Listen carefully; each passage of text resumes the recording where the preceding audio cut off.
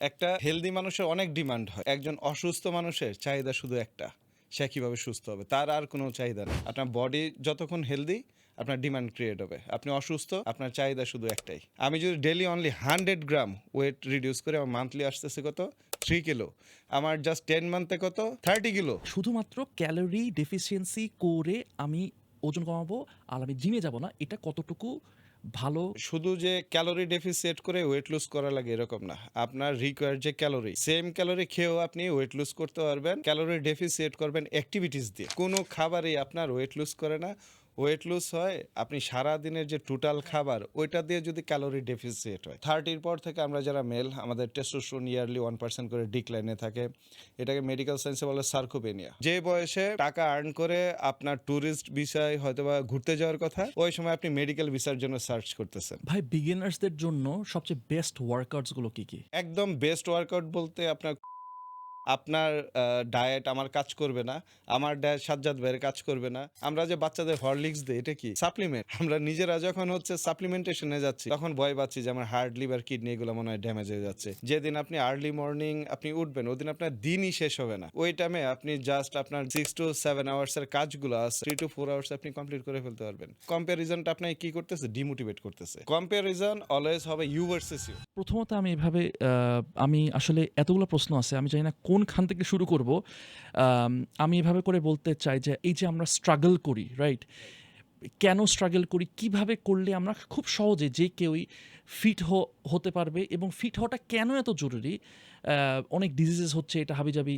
So ওই জায়গাটাকে যদি আপনি বলেন যে হাউ ক্যান সামওয়ান আজকে থেকে ধরেন যে ইউনো হোয়াট, স্টার্ট একদম করবে হ্যাঁ মানে হ্যাঁ একদম একটা হ্যাঁ, সাস্টেনেবল একটা আচ্ছা। ইয়া থাকবে। এখানে আমরা স্টার্ট করতে গেলে সবচেয়ে বড় যে পয়েন্ট আসে সেটা হলো যে একসাথে অনেক কিছু দিয়ে আমরা স্টার্ট করতে চাই। যেমন হ্যাঁ, কেউ যখন ওয়ার্কআউট স্টার্ট করে সাথে সাথে ডায়েট স্টার্ট করে, কিছু সাপ্লিমেন্টেশনে যায়, হ্যাঁ লাইফস্টাইলটা চেঞ্জ করতে চায়। যেমন হচ্ছে আপনার স্লিপ, হয়তোবা তার আগের যে স্লিপ সাইকেল ছিল এটা ব্রেক করে নতুন একটা সাইকেলে নিয়ে আসতেছে। হাইড্রেশন ঠিক করতে চায়। তো ওর তো অ্যাকচুয়ালি আজকের দিনে আগের দিন তো এরকম ছিল না। হ্যাঁ, তো যখন একটা দিন তার টোটাল রুটিনটা চেঞ্জ হয়ে যাচ্ছে, হ্যাঁ। এটা সাস্টেনেবল না। যে কারণে আমি আপনাকে বললাম কি যে একটা জিনিস দিয়ে জাস্ট স্টার্ট করেন। First focus on your workout.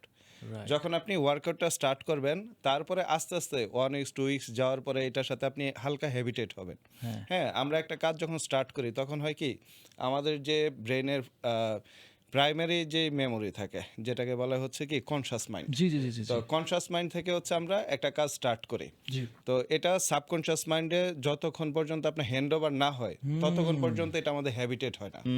So একটা কাজ আমি কি ওয়ার্কআউট স্টার্ট করলাম আজকে, এখন এটা স্টার্ট করে করে এটা যখন আমার হ্যাবিটেট হয়ে যাবে, হ্যাবিটেট হওয়ার জন্য একটা টাইম পিরিয়ড দরকার পড়ে, মিনিমাম হচ্ছে আপনার 3 উইকস থেকে 6 উইকস।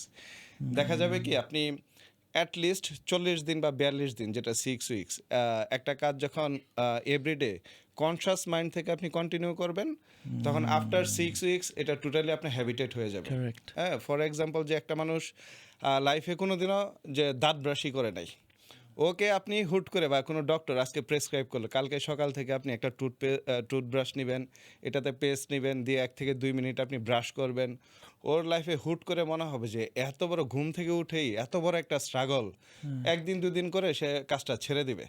বাট সে কি ছোট থেকে ব্যাপারটা করে করে আসতেছে, এখন সে ঘুমে থেকে ব্রাশ করতেছে, উঠে তার ফার্স্ট কাজ কি, সে নামাজ পড়ুক, অ্যাক্টিভিটিস করুক, কফি খাক, হোয়াট এভার, মানে ডে স্টার্ট হওয়ার আগে সে ব্রাশ করতেছে, কারণ কি জি, এটা জি, জি, জি, জি। হ্যাবিটেট। সেম জিনিস আপনি ওয়ার্কআউটটাকে যখন হ্যাবিটেট করে ফেলবেন তখন আপনি ডায়েটটা এটার সাথে সাথে আপনি অ্যাড করেন। ডায়েটের ক্ষেত্রেও একসাথে আমাদের টোটাল মিলগুলোকে রিপ্লেস না করে, মানে একদিনের 3 থেকে 4টা বা 5টা মিল আপনি নিচ্ছেন, সেই ক্ষেত্রে যেটা করতে পারেন আফটার 2 উইকস আপনি একটা মিল অ্যাড করেন, শুধু ব্রেকফাস্টটা চেঞ্জ করেন। দেন আফটার 1 or 2 উইকস আপনি লাঞ্চ বা একটা স্ন্যাক্স আইটেম আপনি চেঞ্জ করলেন। তারপরে 1 or 2 মান্থ আপনি আরও 2টা মিল রিপ্লেস করে একটা হেলদি লাইফস্টাইলের ভিতরে চলে আসলেন। তাহলে ব্যাপারগুলো হয়ে গেল কি খুবই সিম্পল। আপনার ব্রেন আপনাকে মানে এই যে নতুন নতুন টাস্ক আপনি অ্যাড করতেছেন এটার জন্য আপনাকে ট্রিগার করতেছে না, নেগেটিভলি ট্রিগার করতেছে না যে না নতুন জিনিস এটা আমার রাইট। করতে ডিফিকাল্ট হচ্ছে, আমার লাইফস্টাইলের সাথে অ্যাড হচ্ছে না। বাট ব্যাপারগুলা কি যে আপনি হ্যাবিটেটও করতেছেন, সাবকনশিয়াস মাইন্ডে ব্যাপারগুলা ডেলিভার হয়ে যাচ্ছে, টাস্কগুলো আপনার জন্য খুবই ইজিয়ার হয়ে যাচ্ছে। খুবই সিম্পলভাবে তখন ডায়েট, ওয়ার্কআউট এগুলো আপনি কন্টিনিউ করতে পারবেন। ভাই এখানে আপনি যেটা বললেন যে হ্যাবিটের কথাটা যেটা বললেন আমার কাছে খুবই ভালো লাগলো। কারণ এখানে দাঁত ব্রাশের থেকে আমার তখন মনে পড়তেছিল নামাজ। যেমন হইতেছে যে ফজরের নামাজ যেটা। কেন আমি এই কথাটা বললাম? কারণ আলহামদুলিল্লাহ এটা বলা উচিত এবং সবার জানা উচিত। ভাই মাশাআল্লাহ এতটা ডিসিপ্লিনড, মাশাআল্লাহ, এতটা বারাকাল্লাহ। ডিসিপ্লিনড মাশাআল্লাহ। যে আমি উনারে ফজরেও নক দিলে উনি ১ মিনিটের মধ্যে রিপ্লাই দেয়। রাত ১০টার সময় মেসেজ দিলে ১ মিনিটের মধ্যে রিপ্লাই দেয়। অ্যান্ড আই এম লাইক এটা কেমনে সম্ভব? আমি তো ভাই পারি না এটা করতে। দেন আমি জানতে পারলাম যে ভাই হচ্ছে মাশাআল্লাহ তিনি ফজরের নামাজ নিয়মিত পড়তেছে। ব্যাপারটা কিন্তু এরকম সবসময় ছিল না। হুম। বিষয়টা বুঝ। এই যে বিষয়গুলো যে ভাই বলল যে কি হ্যাবিটের যে ব্যাপারটা, এটাই তো একজন প্রপার মুসলিম যে প্রোডাক্টিভ থাকা উচিত। এভাবে তো করা উচিত। তাই না ভাই? সো ওই জায়গাটা আমি খুব ইন্সপায়ার্ড হই এবং এগুলা সবকিছুর মধ্যে কিন্তু ফিটনেসটা অনেক বেশি জরুরি। অনেক। মানে আপনি যদি ফিট না থাকেন মানে আপনি সেই সুন্নাটাই পালন করতেছেন যেটা True, আমাদের true, আসলে true, হওয়া উচিত। তাই না true. ভাই? সো আরেকটা যে জিনিসটা ভাইয়া আমার খুব ভালো লাগছিল যখন আমি শুরু করছিলাম সাজ্জাদকে বলা হয়নি। আমরা যখন শুরু করলাম, আপনি যখন আমাকে স্টার্ট করলেন, তখন আপনি খুব মানে ইজি এক্সারসাইজেস বা আপনি বলছেন, "ভাই আপনি এটা করেন।" ২ টা ৩ টা এক্সারসাইজ করার পরে আমার মনে আছে এখন আমি যখন রোটা করতাম, রাইট? রো যেটা এভাবে করে এরকম রো করে। খুব লো ওয়েট দিছিলেন। এখন আমি বলছি, "আল্লাহ এত কম ওয়েট দিছিলেন?" অ্যান্ড ভাই আমাকে অনেক অ্যাপ্রিশিয়েট করতেছিল যে, "হ্যাঁ, হ্যাঁ, আপনি তো খুব ভালো করতেছেন এই সেই।" বিলিভ মি দোস্ত, আমাকে মুসা ভাই বলল, "আপনি ১ মাস ডায়েট মেইনটেইন করবেন না।" আমাকে বলছে। আমি কখনোই শুনিনি এই কথাটা কাউকে বলতে। আমি যখনই কোনো জিমে গেছি প্রথমত ভাই আমাকে ১০০ টা এক্সারসাইজ দিছে, ১০০ টা প্ল্যাঙ্ক মারো, এই মারো, ক্রাঞ্চ মারো। আমার তো রক টান মান খায়ে আমি শেষ। শেষ। ভয় আমি আর জীবনে জিমে যাইতে পারি না। এই কারণে জিমের সাথে আমার একটা দূরত্ব হয়ে গেছে। তারপরে যে জিনিসটা করতে পারলাম যে কি I made gym A non negotiable যেটা আপনি আমাকে বলছেন। ট্রু। কারণ আপনার যদি ফিটনেস ঠিক থাকে ভাই আপনার ব্যবসা, বাণিজ্য, পরিবার সব আস্তে, আস্তে ঠিক হয়ে যাবে। True, true. So I really thank মাশাআল্লাহ। You for that. এটা একটা ভালো কথা বলছেন যে না, ডেফিনিটলি বিজনেস করুক, যাই করুক, সব জায়গাতে ফিটনেসটা অ্যাকচুয়ালি ইম্পর্টেন্ট এই কারণে যে ইভেন আ বিজনেসের আগেও কিন্তু। হ্যাঁ, হ্যাঁ। একটা হেলদি মানুষের অনেক ডিমান্ড হয়। ধরেন হ্যাঁ। আপনার আশেপাশে অনেক চাহিদা ক্রিয়েট হবে, টাইম টু টাইম এটা করতে ইচ্ছে করবে। বাট একজন অসুস্থ মানুষের চাহিদা শুধু একটা, সে কীভাবে সুস্থ হবে? তার আর কোনো চাহিদা নেই। আপনি আজকে হসপিটালাইজড হন, আপনার লাইফে কোনো ডিমান্ড নেই। সিঙ্গেল ডিমান্ড হচ্ছে কি যে আপনি কীভাবে সুস্থ হবেন। তার মানে আপনি বিজনেস করেন, আর্ন করেন, সাথে যতই প্রোডাক্টিভিটি আপনি হোয়াট এভার যত কাজই করেন, এই ডিমান্ডগুলি বা চাহিদাগুলো ক্রিয়েট করতেছে কি আপনার একটা হেলদি ফিজিক। আপনার বডি যতক্ষণ হেলদি আপনার ডিমান্ড ক্রিয়েট হবে। আপনি অসুস্থ, আপনার চাহিদা শুধু একটাই, কীভাবে সিকনেসটা ওভারকাম করে আবার সুস্থ হবেন। আমরা যখন কোনো একটা হ্যাবিট তৈরি করি তখন আসলে বডি কিভাবে রিয়েক্ট করে। আমি এক জায়গায় শুনেছিলাম, আপনি I would love to know about it আপনার কাছ থেকে। সেটা হচ্ছে আমাদের বডি হচ্ছে মানে ব্রেইন হচ্ছে খুব সার্ভাইভাল মুডে থাকে। সে হচ্ছে নতুন কিছু হইলেই ওভাবে কি আরে এটা তো স্ট্রেঞ্জ, এটা তো মনে হয় হ্যাঁ, এটা তো মনে হয় আমার সাথে হওয়ার কথা ছিল না। আমি বহুদিন ধরে এইভাবে চলতেছি, নতুন একটা কিছু ঘটলো কেন? তখন ও এমন একটা সার্ভাইভাল মুড অন করে যে না এটা থেকে দূরে থাকো, তুমি এভাবেই চলতে থাকো। সো আসলে ব্রেন কিভাবে কাজ করে সেটা একটু আপনার সাথে কথা না, বলতে চাই ভাই। ব্রেন এটাই যে আপনাকে যেটা বললাম যে নতুন যে কোনো টাস্ক আমরা যখন স্টার্ট করি, বডি বা আমাদের মাইন্ডের জন্য ব্যাপারটা কি একটা ফেয়ার ফ্যাক্টর ক্রিয়েট করে যে জিনিসটা কি পারবো, অনেক কনফিউজিং অনেক ওয়ার্ড চলে আসে। আর আশেপাশে হচ্ছে কি আমরা যে কোনো কাজ স্টার্ট করার আগে আমরা কম্পেয়ার করি ওই কাজে যারা সাকসেসফুল ওদের সাথে। হ্যাঁ, যে ফিটনেসে আসলেন, যার ফিজিকটা সবচেয়ে ভালো, ওকে দেখে ভাবতেছেন যে না আমার এই বডি এটা নিয়ে কি আমি ওর সাথে মানে ওর পাশে দাঁড়িয়ে আমি ওয়ার্কআউট করবো না, যাচ্ছে না। তারপরে দু একদিন ওয়ার্কআউট করার পরও ওর সাথে আপনি কম্পেয়ার করতেছেন, তো এই কম্প্যারিজনটা আপনাকে কি করতেছে, ডিমোটিভেট করতেছে। কম্প্যারিজন অলওয়েজ হবে ইউ ভার্সেস ইউ। রাইট। আপনার চেঞ্জ কি আসলো? আপনার এখন যদি ওয়েট লুজ গোল হয়, যেমন ভাইয়ার ছিল কত, আই থিঙ্ক 112 হ্যাঁ, 112 থেকে সে 100 যখন 10-এ আসছে 2 কেজি আহামরি কেউ নোটিস করবে না, না, বাট না। উনি যখন ওয়েট স্কেলে তাকাচ্ছে 2 কেজি কমে গেছে, এটা ইউ ভার্সেস ইউ, ওনার চেঞ্জ। ওয়াও! ওনার ওই জায়গাতে ওনাকে মোটিভেটেড থাকতে হবে, ওনার এই ছোট সাকসেসটা ওনাকে ইন্সপায়ার করবে, মোটিভেটেড করবে। হ্যাঁ, হ্যাঁ। তো এই জন্য কম্প্যারিজন অলওয়েজ যে কোনো সেক্টরে ইউ ভার্সেস ইউ। আজকের দিনে আপনি কি, আগামীকাল আপনি কি, বা গতকালকে কি ছিলেন, আজকে আপনি কি, এটার সাথে এই জিনিসটা আপনাকে মানে কনসিস্টেন্ট মোটিভেটেড রাখবে আর কি। কারণ মোটিভেশন ব্যাপারটা খুবই টেম্পোরারি থিংস। আপনার মোটিভেশন কি আউটসাইড থেকে আসে, যে কারো কথা শুনে আপনি মোটিভেটেড হলেন, বা হচ্ছে অনেক সময় নেগেটিভিটিও মোটিভেশন ক্রিয়েট করে। কীভাবে? ডিজিজ হলো, ডাক্তার বলছে আমাকে জিমে যেতে হবে এরকম। এখন যেহেতু ব্যাপারটা আউটসাইড থেকে আসতেছে, এটা খুবই টেম্পোরারি থিংস, যে আসবে, আপনি গিয়ে দেখলেন ব্যাপারটা ডিফিকাল্ট, আপনি গিভ আপ করে দেবেন। তো ইন্সপায়ারেশন যেটা, এটা মানুষ ইন্সপায়ার হয় কি ভিতর থেকে। ওরা হচ্ছে একটা লম্বা সময় একটা গেমে আপনার কনসিস্টেন্টভাবে থেকে যেতে পারে। Yes. তো ইন্সপায়ার খুব অল্প মানুষ হয়, তারা অনেক স্ট্রাগল করে। মানে সেলফ মোটিভেটেড যেটা। হ্যাঁ, সেলফ মোটিভেটেড ওই জিনিসটা খুবই কম। তো এখন অলমোস্ট 99% মানুষ যেহেতু মোটিভেটেড হচ্ছে, তো আউটসাইড থেকে যেহেতু ব্যাপারটা আসে, এটাকে আপনি ডেইলি লাইফে কিভাবে সেলফ মোটিভেশনে নিয়ে যাবেন, অনলি থিংস আপনি কম্পেয়ার করবেন ইউ ভার্সেস ইউ। আপনার ছোট ছোট অ্যাচিভমেন্টকে আপনি ডেইলি হচ্ছে এটাকে প্রায়োরিটাইজ করবেন, যে না আল্লাহ, আমার তো আজকে 300 গ্রাম কমে গেছে ওয়েট, অনেক বড় অ্যাচিভমেন্ট। ইভেন লম্বা কোনো গোলও যদি হয়, ধরেন বায়ার গোল 30-40 কিলো সে লুজ করবে, তখন গোলটাকে এই 30-40 কিলো একবারে ফোকাস না করে, এটাকে ভেঙে যদি সে স্পিল্ড করে করে করে করে ডিভাইড করে নিয়ে আসে, যে 1 বছর, তারপরে এটা মান্থলি নিয়ে আসলো, তারপরে উইকলি নিয়ে আসলো, তারপরে হচ্ছে ডেইলি, পার ডে আপনি একটা জিনিস জাস্ট চিন্তা করেন, যে আপনার 100 গ্রাম ওয়েট লুজ করা কোনো ব্যাপার? কোনো ব্যাপারই না। আমি যদি ডেইলি অনলি 100 গ্রাম ওয়েট রিডিউস করে, আমার মান্থলি আসতেছে কত, 3 কিলো। আমার জাস্ট 10 মান্থে কত, 30 কিলো। তো এটা যেটা বললাম যে ডেইলি 100 গ্রাম এ খুবই মিনিমাম একটা ওয়েট টার্গেট।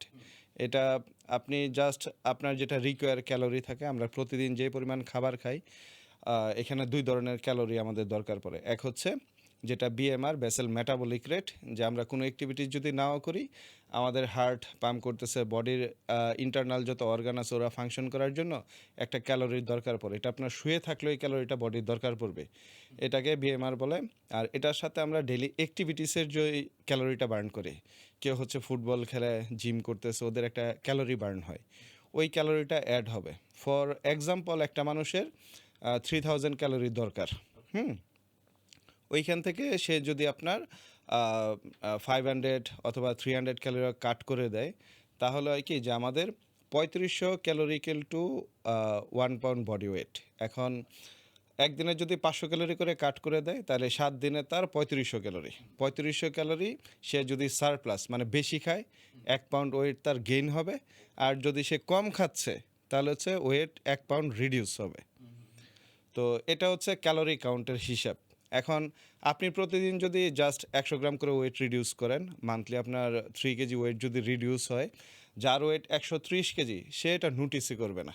তার 10-15 কেজি ওয়েট রিডিউস হওয়া পর্যন্ত আশেপাশে মানুষ হচ্ছে আপনার নোটিস করবে না। তো ওয়েট লুসের সাথে সাথে যদি ওয়ার্কআউটটা কন্টিনিউ করে, সেই ক্ষেত্রে তার স্ট্রেংথ, এন্ডুরেন্স এবং মাসল মাসটাও একটু বাড়তে থাকবে। আর তার হরমোনাল স্টেবিলিটি অনেক বাড়বে। হরমোন আমাদের কি, যে মেনলি যারা আমরা মেল, আমাদের ফিল গুড হরমোন হচ্ছে আপনার টোটালি 5টা। আপনার ডোপামিন, সেরোটোনিন, অক্সিটোসিন, এন্ডরফিন, আর হচ্ছে টেস্টোস্টেরন। হ্যাঁ, তো যারা মোটা মানুষ, ওদের বডিতে টেস্টোস্টেরনের পরিমাণ অনেক কম থাকে। এটা একটা রিজন হলো যে ফ্যাট সেল অনেক বেশি থাকলে ওইখানে একটা এনজাইমস থাকে, যেটা টেস্টোস্টেরনকে আপনার অ্যাস্ট্রোজেনে কনভার্ট করে ফেলে। তো আলটিমেটলি তার বডি টেস্টোস্টেরন প্রোডাকশন করার পরেও তার লো টেস্টোস্টেরন থাকে। ওকে, লো টেস্টোস্টেরন হলে কি কি প্রবলেম হতে পারে? লো টেস্টোস্টেরনে হচ্ছে মানুষ আপনার খুবই লেস মোটিভেটেড থাকে, লো ফিল করে, তারপরে কোনো কাজে ফোকাস করতে পারে না, প্রোডাক্টিভিটি অনেক কমে যায়, এবং সারাদিনই খুব ডিজিনেস ফিল করবে, লেজিনেস ফিল করবে। আর আলটিমেটলি হচ্ছে কি, এটা আমাদের মেন হরমোন একটা পুরুষের, সেটা এনার্জি হোক, মাসল মাস হোক, প্রোডাক্টিভিটির দিকে হোক, সব দিকে ফোকাস করার জন্য, ইনক্লুডিং এটা টেস্টোস্টেরন লো থাকলে আপনার ফিল গুড হরমোনগুলো আলটিমেটলি লো হয়ে যায়, এবং আমাদের যেটা ট্রেস হরমোন কর্টিসল, এটার লেভেলও বডিতে অনেক বেড়ে যায়। তো আলটিমেটলি হচ্ছে কি একটা মানুষকে ফোকাস করার জন্য, এনাফ এনার্জাইজ থাকার জন্য আপনার এই হরমোনটা ব্যালেন্স করা অনেক ইম্পর্টেন্ট। ভাই তার আগে আপনি আমাকে একটা জিনিস বুঝান প্লিজ। সেটা হচ্ছে আমাদের টিমেও এমন অনেক মানুষ আছে, ইভেন আমাদের অডিয়েন্সেও, মানে তার আশেপাশে সে এরকম অনেক মানুষকে দেখবে ভাই এত খায় মাশাআল্লাহ এর ওজন বাড়ে না, হ্যাঁ, এই শুকনো শুকনাই আছে। হ্যাঁ এরকম কিছু মানুষ আছে। ভাই মানে আপনি একটু আগে বললেন এই যে 3500 যদি আমার ক্যালোরি ঢুকে তাহলে 1 Right. পাউন্ড আমার এডিশনাল বাড়তে পারে। এদের এই পাউন্ডগুলা গেল কই ভাই? আর এই ভাই খাবারগুলা কে খায়? এটা কি এরকম- জিনে খায়? আমার সত্যি করে বলেন ভাই। আচ্ছা, এরকম যদি আমাদের হইতো, আমার হইতো। ওর জিনের মানে সরি মানে কি আমার ঘটনা কি? সমস্যা আছে জেনেটিক। আচ্ছা, মানুষের বডি হচ্ছে আপনার 3 টাইপের বডি হয় আর কি। হ্যাঁ। অ্যাক্টোমর্ফ, এন্ডোমর্ফ আর মেসোমর্ফ। ওকে। তো অ্যাক্টোমর্ফ ক্যাটাগরির যারা, ওদের মেটাবলিক রেট অনেক হাই থাকে, এটা জেনেটিক্যালি, ন্যাচারালি হ্যাঁ ন্যাচারালি। ওরা ধরেন গিফটেড বলতে পারেন, তারা সারাদিন বার্গার খেলেও হচ্ছে আপনার ওয়েট বাড়ে না, হ্যাঁ অনেক ক্যালোরি খাচ্ছে এবং ক্যালোরি কোনো কাউন্টও নেই। নর্মালি আমরা 50% ক্যালোরি খেলেও অনেক মোটা হয়ে যাব, কিন্তু ওর মেটাবলিক রেট এত হাই যে যাই খাচ্ছে ও রেগুলার ডাইজেস্ট হয়ে যাচ্ছে, বডি বার্ন করে ফেলতেছে। ভাই, এটা কি That's why, ভালো না খারাপ? ভালো খারাপের কোশ্চেন ওভাবে আসবে না, যেহেতু আপনার ওয়েট গেইন হচ্ছে না, সেই জন্য সে শুধু যদি জাঙ্ক ফুডের উপর ডিপেন্ড করে তাহলে লিন থাকার পরও তার বডিতে আপনার দেখা যায় ইন্টারনাল অর্গানের উপর ফ্যাট ধরতে পারে, ওটা ওর জন্য হার্মফুল। কারণ একটা সার্টেন টাইমে আমি আমার এরকম অনেক ক্লায়েন্ট পাইছি যারা খুবই দেখতে ফিট, আউটসাইড দেখে আমার মনে হচ্ছে একদম হেলদি, বাট যখনই কনসাল্ট করতেছি দেখি কি যে ওর ডায়াবেটিক্স আছে, ওর হাইপার টেনশন আছে, ওর টিজি লেভেল হাই, হ্যাঁ। তো কিন্তু দেখে মনে হচ্ছে না, মানে আউটসাইড দেখে আমি বুঝতেছি না ওর অর্গানের এত বাজে কন্ডিশন। তো ওরা কিন্তু লিন মানুষ, এরা কিন্তু এরকম না যে ওভার ওয়েট, স্টাবন এরিয়া বের হয়ে গেছে, এরকম না। They are look fit but internally fit না। মুজা ভাই আপনার এই যে বডি, এটা তো পুরা ন্যাচারাল। আমি তো আপনাকে জানি যেহেতু হচ্ছে কি পুরা ন্যাচারাল। এটা কতদিন লাগছে আপনার এরকম বডি অ্যাচিভ করতে? বডি অ্যাচিভ করার ব্যাপারটা হলো কি ভাই, যে জেনেটিক্যালি একটা সাপোর্ট থাকে, আর একটা হচ্ছে যে আপনার পেশেন্ট কীরকম। লম্বা সময় যদি কেউ ওয়ার্কআউট করে বডি এমনি হয়ে যায়, বাট আউটসাইড থেকে নোটিস করার মতো বডি বিল্ড করার জন্য মিনিমাম 1 থেকে 3 বছর সময় লাগে, এরকম একটা সময় বডি ধরেন নেই। আমি যদি আপনার মতো এরকম বডি অ্যাচিভ আমার মতো আপনার কখনোই হবে না। যে জিনিসটা হবে হয় আমার থেকে আপনার ভালো হবে বা আমার আশেপাশে হবে। ইভেন আমিও আপনার মতো হতে পারবো না। পৃথিবীতে সবাই ইন্ডিভিজুয়ালাইজড। আপনার ড্রেস আমি পরতে পারবো না, সাজ্জাদ ভাই পড়তে পারবে না, আপনার ডায়েট আমার কাজ করবে না, আমার ডায়েট সাজ্জাদ ভাইয়ের কাজ করবে না, আপনার ওয়ার্কআউটও আমার কাজ করবে না, আমারটা আবার সাজ্জাদ ভাইয়ের কাজ কি করবে না। বলেন? ওয়ার্কআউট তো একটা একটা কিন্তু একটা আপনারা তো আমাদেরকে গণহারে ওয়ার্কআউট একটা দিয়ে দেয়। দিয়ে দিতেছেন ভাই। না না না, গণহারে দিয়ে দিলে হবে কি, ধরেন ওয়ার্কআউটের ক্ষেত্রে যে জিনিসগুলো আসে সেটা হচ্ছে যে আপনার বয়স ফার্স্টে ফোকাস করা লাগবে, আপনার ইনজুরি আছে কিনা, আপনার মেডিকেল কন্ডিশন কী রকম, আপনার কী কী ওয়ার্কআউট আপনাকে দেওয়া যাবে, এবং ওই পার্টিকুলার ওয়ার্কআউটে আপনার ইন্টেন্স কীরকম হবে। ওয়ার্কআউট একই হতে পারে, কিন্তু ধরেন ওই ওয়ার্কআউটটা যখন আপনি করতে যাবেন, আমি হয়তো এটা 20 কেজি দিয়ে করতেছি বা এটা হয়তো 5 কেজি দিয়ে করবে, আপনি হয়তো এটা ফ্রি হ্যান্ডে সেম ইন্টেন্স আপনার চলে আসবে। তো ওয়ার্কআউটের নেম সেম হতে পারে, বাট যখন আমরা করব ওইটার হচ্ছে ইন্টেন্স, ওইটার রেঞ্জ অফ মোশন বলে, তারপরে হচ্ছে আপনার সেট রেপুটেশন, এগুলো চেঞ্জেস হয়ে যাবে। এটা ম্যান টু ম্যান আপনার চেঞ্জ হবে। এটার সিম্পল এক্সাম্পল হলো আমি আপনাকে বলি, যেমন টি শার্ট আপনিও পড়তেছেন, আমিও পড়তেছি, ভাইও পড়তেছে, এক একজনের সাইজ এক এক রকম, আবার একই ফেব্রিকের তৈরি, তাহলে ফেব্রিক এক বাট হচ্ছে সাইজ ডিফারেন্ট। Yes. তাহলে ওয়ার্কআউটের নাম এক বাট হচ্ছে যে আপনার ডিফারেন্ট ডিফারেন্ট ইন্টেন্স আমরা করব। Okay. ডায়েটের ক্ষেত্রেও সেম, আপনার সেম ডায়েট, ধরেন চিকেন খাচ্ছেন আপনি একরকম, আপনি একরকম, আমি একরকম, ইনগ্রেডিয়েন্টসটা কি চিকেন, বাট রেশিও চেঞ্জ হয়ে যাবে। ভাই বিগিনার্সদের জন্য সবচেয়ে বেস্ট ওয়ার্কআউটস গুলো কি কি? একদম বেস্ট ওয়ার্কআউট বলতে আপনার কোনো কিছুই নেই, কারণ আমাদের বডির একটা সার্ভাইভাল মুড আছে। যখন আপনি বডিকে একটা ওয়ার্কআউট দিবেন, সে এটাকে হয়তো 4 উইকস রেজাল্ট দিবে, তারপরে ম্যাক্সিমাম 8 to 12 উইকস রেজাল্ট দিবে, তারপর হচ্ছে সে রেজাল্টটাকে পজ করে দেয়। এটাকে বলা হচ্ছে প্ল্যাটো। প্ল্যাটো হচ্ছে যে আপনার ডায়েট ঠিক আছে, ওয়ার্কআউট ঠিক আছে, আপনার নিউট্রিশন ঠিক আছে, স্লিপ ঠিক আছে, হাইড্রেশন ঠিক আছে, সব ঠিক থাকার পর আপনার বডি যখন রেজাল্ট দেয় না, কারণ কি বডি এটাকে অ্যাডপ্ট করে নেয়। তো আলটিমেটলি এখন যে ওয়ার্কআউটটা আপনার জন্য ভালো, এটা কিছুদিন পর আপনার চেঞ্জ করে বডিকে নতুনভাবে হিট করা লাগবে, ওকে আবার সার্ভাইভাল জোনে ফেলতে হবে যাতে ও নতুন করে আবার রেজাল্ট আপনাকে দেয়। মানে একই ওয়ার্কআউট, হ্যাঁ, আগে বডি ওয়েটে স্কোয়াট করতেন, তারপরে হয়তো বা 10 কেজি অ্যাড করলেন, তারপরে 12 কেজি 11 কেজি এভাবে করে করে ইন্টেন্স আপনি বাড়াচ্ছেন। তো বডি কি রেগুলারই স্কোয়াটটা করতেছে, মুভমেন্ট ঠিক আছে, বাট ওইখানে আপনার ওয়েট বেড়ে যাচ্ছে, প্রগ্রেসিভ ওভারলোড হচ্ছে। এইভাবে আপনি কনসিস্টেন্ট ভাবে ধরেন 12 উইকস একটা ওয়ার্কআউট থেকে রেজাল্ট নিতে পারেন। ওকে আর তারপরে আমাদের তো ওয়েটের একটা লিমিটস আছে, আমরা তো আর হাতির মতো টনের টন ওয়েট নিতে পারবো না। সো এক জায়গাতে গিয়ে যখন আপনার ওয়ার্কআউটটা একটা ওয়েটের জায়গাতে স্টাক হয়ে যাবে, তখন ওয়ার্কআউটটা চেঞ্জ করে নতুন একটা ওয়ার্কআউট আপনি অ্যাড করবেন, ওটা আপনাকে খুব ভালো রেজাল্ট দিবে। সো আলটিমেটলি কোনো সিঙ্গেল ওয়ার্কআউট সুপার ওয়ার্কআউট না। ওকে ওকে আমি ধরেন যেদিন লেগস ডে থাকে সেদিন আমার জিমে যাইতে ইচ্ছা করে না ভাই, কোনো রকমের মোটিভেশন আমার কাজ দেয় না, বুঝছেন ভাই। হ্যাঁ, এখন কথা হচ্ছে লেগসটা আপনারা বলেন যেটা যে খুব ইম্পর্টেন্ট, রাইট। ভাইরে স্কিপ করা যাবে না, সেটা সবচেয়ে বেশি স্কিপ করে পোলাপান। আপনি আমাকে একটু বোঝান বা আমাদের অডিয়েন্সের জন্য বোঝান, আমাদেরকে বোঝান যে এইটা এতটা ইম্পর্টেন্ট কেন লেগস। আচ্ছা, লেগসে হচ্ছে আপনার মাসলস অনেক বেশি, বডিতে সবচেয়ে Okay. লার্জেস্ট মাসল যদি আমরা কাউন্ট করি তাহলে লেগস, তারপরে ব্যাক, তারপরে চেস্ট আসবে। তো মাসল বেশি হওয়ার কারণে লেগস ওয়ার্কআউটগুলোতে প্রচুর পরিমাণে আপনার হরমোন সিনক্রেশন হয়। তো এটা টেস্টোস্টেরন খুব পিক হয়, আমাদের গ্রোথ হরমোন অনেক বেশি রেইজ হয়, এবং ওয়ার্কআউট শেষে একটা হরমোন আছে, এটাকে এন্ডোরফিন বলে, যেটা ওয়ার্ক লাইক ডোপামিন। এটা আপনাকে অনেক মানে গুড ফিলিংস দেয়। কাজটা কি এন্ডোরফিনের ভাই? এটা ফিল গুড হরমোন, ডোপামিনের মতো কাজ করে। মানে Okay. আপনাকে পজিটিভ একটা মাইন্ডসেট দেয়, মুড অনেক ভালো রাখে, কাম রাখে। Stress অনেক, কমায় দেয়? হ্যাঁ, স্ট্রেচ কমে যাবে, কর্টিসল লেভেল অনেক কমে আসে। আচ্ছা তো আচ্ছা লেগস ওয়ার্কআউটটা আপনি যদি একদিনে অনেক হাই ভলিউম করেন, লেগসের অনেকগুলো ওয়ার্কআউট করেন, তাহলে অনেক বেশি সর হয়ে যায় হাঁটতে, ইভেন কি যে জুতা পরতে গেলে অনেক প্রবলেম ওরে হয়। আল্লাহ ভাই। তো এই জিনিসটা আপনি খুব ইজিলি স্পিল্ড করে যদি ওয়ার্কআউট করেন, এটা মেনটেন করতে পারবেন। স্পিল্ড বলতে আমি আপনাকে বোঝাচ্ছি, ধরেন আমাদের লেগসের যদি 3টা পার্ট আমরা কাউন্ট করি, quads, hamstring and glutes. Correct, জি জি জি জি আপনি যেটা করবেন সেটা হচ্ছে যে আমরা কি চেস্ট ডেতে শুধু চেস্ট করি, জি, বা জি, অনেক জি। পুশ পুল লেগস জি। করে, যত পুশ জি, ওয়ার্কআউট জি, জি, একদিন, জি। পুল ওয়ার্কআউট একদিন, হ্যাঁ। আরেকদিন লেগস। জি এই ক্ষেত্রে আপনি লেগসের পোর্শনটাকে ভাগ করে দিতে পারেন। যেদিন পুল ওয়ার্কআউট করবেন, মানে ব্যাগের সাথে আপনি হ্যামস্ট্রিংটা রাখতে পারেন, আবার হচ্ছে চেস্টের সাথে গ্লুটস রাখতে পারেন, আর লেগসের শুধু কোয়াডসটা তখন বাকি থাকে। কোয়াড মাসলটা যেদিন ট্রেনিং করবেন ওই দিন শোল্ডার করতে পারেন। তাহলে কি একদিনে আপনার লেগসের উপর দিয়ে অনেক হাই ভলিউম যাবে না। হ্যাঁ, আপনার লেগস ট্রেনিংটা আপনার মনেই হবে না যে আপনি লেগস করতেছেন, কারণ কি খুব বেশি মানে ওয়ার্কআউট নাই ওই দিন, রাইট। ভাগ করে দিলেই টোটাল ভলিউম আপনার সেম, সব ওয়ার্কআউটই আপনার হয়ে যাচ্ছে, কিন্তু দিন ভাগ করে করে একটার ভিতরে আর একটা অল্প অল্প অল্প অল্প ঢুকিয়ে আপনি করে ফেলবেন আর কি। ও এটা ইজি ওয়ে।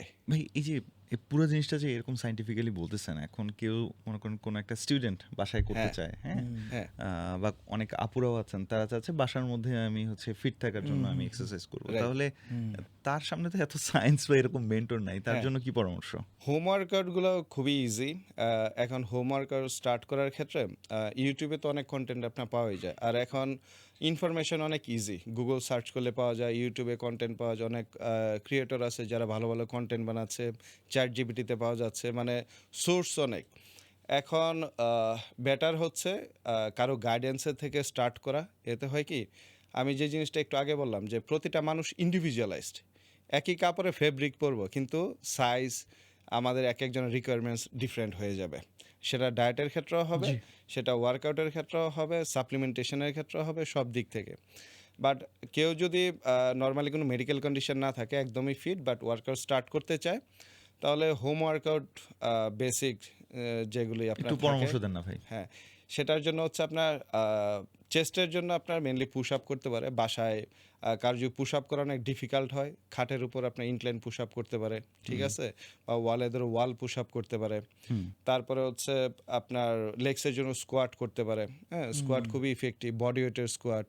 আর বডি ওয়েটে যদি কমফোর্ট স্কোয়াট হয়ে যায়, মানে হচ্ছে উঠবস করা। হ্যাঁ, উঠবস করা। আর ব্যাকের জন্য আপনার পুল আপস করতে পারে, পুল আপস করতে পারে। ইভেন বাসায় যদি আপনার 2 লিটারের ওয়াটার বোতল থাকে, ওটা দিয়ে অনেক মুভমেন্ট, যেমন ডাম্বেল আমরা যেভাবে ইউজ করি ওইভাবে ইউজ করে অনেক ওয়ার্কআউট করতে পারবে। আর এটা 2 লিটার ওয়াটার বোতল যে লাগবে এরকম না, হাফ লিটার হলেও পসিবল, একটা দুইটা।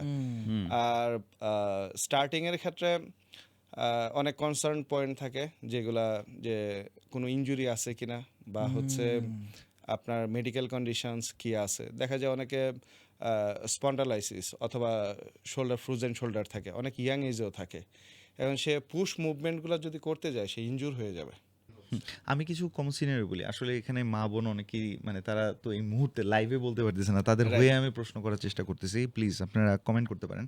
সেটা হচ্ছে যে আমার মনে হয় আমাদের মা-বোনেরা খুব পুষ্টিহীনতায় ভুগে, কারণ বাসার সবাইকে খাওয়ানোর পর এরপরে তারা খাবে কিনা এরপরেও ডিসিশন নেয়। হুম। যেই মুহূর্তে গিয়ে সে হয়তোবা খাওয়া-দাওয়া করবে, ততক্ষণে তার শরীরটা ছেড়ে দিছে। সে ভাবতেছে এখন আর খাবো না, পরে খাবো। So right. There is a very good মানে চান্স যে মহিলারা আসলে খাচ্ছেও কম, পরিশ্রমও করতেছে। আবার রাইট। এটা কি এমন যে ভাই তেলের কারণে বা সুগারের কারণে অন্য কোনো কারণে কি তাদের অনেকেরই ওয়েট লুজ করতে পারতেছে না? আমার কাছে মনে হচ্ছে কি মানে নাকি এটা কোনো মহিলাদের লাইফস্টাইল প্র্যাকটিস, মানে নাকি কোনো হরমোনের ইস্যু থাকবে? মানে আর কি হইতে পারে ভাই? আমি এখানে আরেকটু অ্যাড করতে চাই, যেটা আমি দেখেছি কি যে ধরেন আমার আম্মু থেকে শুরু করে মানে যারা ধরেন যে যারা এখন মুরব্বীরা মানে খালা ফুপি মানে এনাদের কয়েকটা কমন, যেরকম যে হাড্ডি খুব তাড়াতাড়ি ক্ষয় হইতেছে, ব্যথা হইতেছে, এটা আমার কমন ইয়া। আরেকটা জিনিস হচ্ছে কি আমার কাছে মনে হচ্ছে ওমেন্স মানে মহিলাদের যে হেলথ, এটা অনেক ইগনোরড হয় বা হয়তো বা জানার অভাব, আমরা জানি না, বুঝি না। অনেক সময় প্রেগনেন্সিতে ইয়া হয়, প্রপার নিউট্রিশন হয় না, প্রেগনেন্সির পরেও মানে দেখেছি কি অনেক মানে সাজাদ যেটা বললো যে কি মানে ও তো সাফার লাইফটা করতেছে অনেক। লাইফটা খুব কষ্ট করে চালা যায়, কিন্তু একরকম মেনে রাইট। নেয় আরকি। ফিমেলদের হেলথ একটু ডিফারেন্ট। এখানে হচ্ছে ওরা প্রতি মাসে একটু স্ট্রাগল করে menstrual সাইকেলের জন্য। তো জি। ওইখানে যে ইস্যুসটা হয় ওদের হচ্ছে এভরি মান্থে হচ্ছে আপনার আয়রন ডেফিসিয়েন্সি হওয়ার অনেক চান্সেস থাকে এবং হিমোগ্লোবিন কমে যায়। তো এটার কারণে ওদের হচ্ছে বোন ডেনসিটি, বোন মিনারেলও কমে। যেমন ভাইয়া বলল যে জয়েন্টের পেন, হ্যাঁ, তারপরে হচ্ছে লোয়ার ব্যাক পেন, এই ইস্যুসগুলো খুব আর্লি রেইজ হয়। তো ওদের খাবারগুলো একটু কনসিয়াসলি চুজ করা দরকার, ওরা কী খাচ্ছে, নিউট্রিশন প্রপার ব্যালেন্স হচ্ছে কিনা। আর ফ্যামিলিতে ওদের নিউট্রিশনের ব্যাপারে আমাদেরকে এক্সট্রা অ্যালার্ট থাকা দরকার। যারা আমরা বাচ্চা কাচ্চা আছি হয়তোবা বা যারা হাজব্যান্ড, ওরাও ওদের ওয়াইফের প্রতি এক্সট্রা মানে কেয়ার করা উচিত, নার্চারিং করা উচিত। সব কিছুর পরে হচ্ছে যে নিউট্রিশনটা ম্যাটার করে। ডায়েটের ক্ষেত্রে খাবার কি খাচ্ছে, আমরা বাঙালি খাবারগুলো কি মেনলি এক প্লেট ভাত, এটার সাথে অল্প একটু হচ্ছে আপনার সবজি, মাংস, একটু ভর্তা দিয়ে ভর্তা, এতগুলো হ্যাঁ। এই ক্ষেত্রে খুবই একটা বেস্ট আইডিয়া হচ্ছে যে একটা খাবারের প্লেটকে আপনি ৪ ভাগে ভাগ করতে পারেন। একটা পোর্শন হচ্ছে আপনি কার্বোহাইড্রেট রাখবেন, সেটা ভাত হোক, রুটি হোক, মানে এনি কাইন্ড অফ কার্বোহাইড্রেট। একটা পোর্শন রাখবেন একটা প্রোটিন সোর্স। এটা হবে কি chicken, beef, mutton, fish, anything. আর একটা পোর্শন রাখবেন হচ্ছে আপনার ভেজিটেবলস, সেটা হচ্ছে এনি কাইন্ড অফ ভেজিটেবলস। আর একটা পোর্শন রাখবেন ফ্রুটস। তো ৩ বেলা হোক ৪ বেলা হোক, আপনি যদি প্রপার এভাবে একটা প্লেটকে ডিভাইড করে আপনি খেতে পারেন, আপনার নিউট্রিশন অলমোস্ট কাভার হয়ে যাবে। মুসা ভাই, আমাদের দেখা যায় বোনেরা, মা, খালা এদের মধ্যে খুব কমন একটা প্রবলেম, সেটা হচ্ছে লোয়ার বেলি ফ্যাট বেড়ে যাচ্ছে, আর কিন্তু সিজার হওয়ার কারণে সে চাইলেও সেভাবে হয়তোবা ব্যায়ামটা করতে পারছে না, নানান রকমের প্রবলেম হচ্ছে।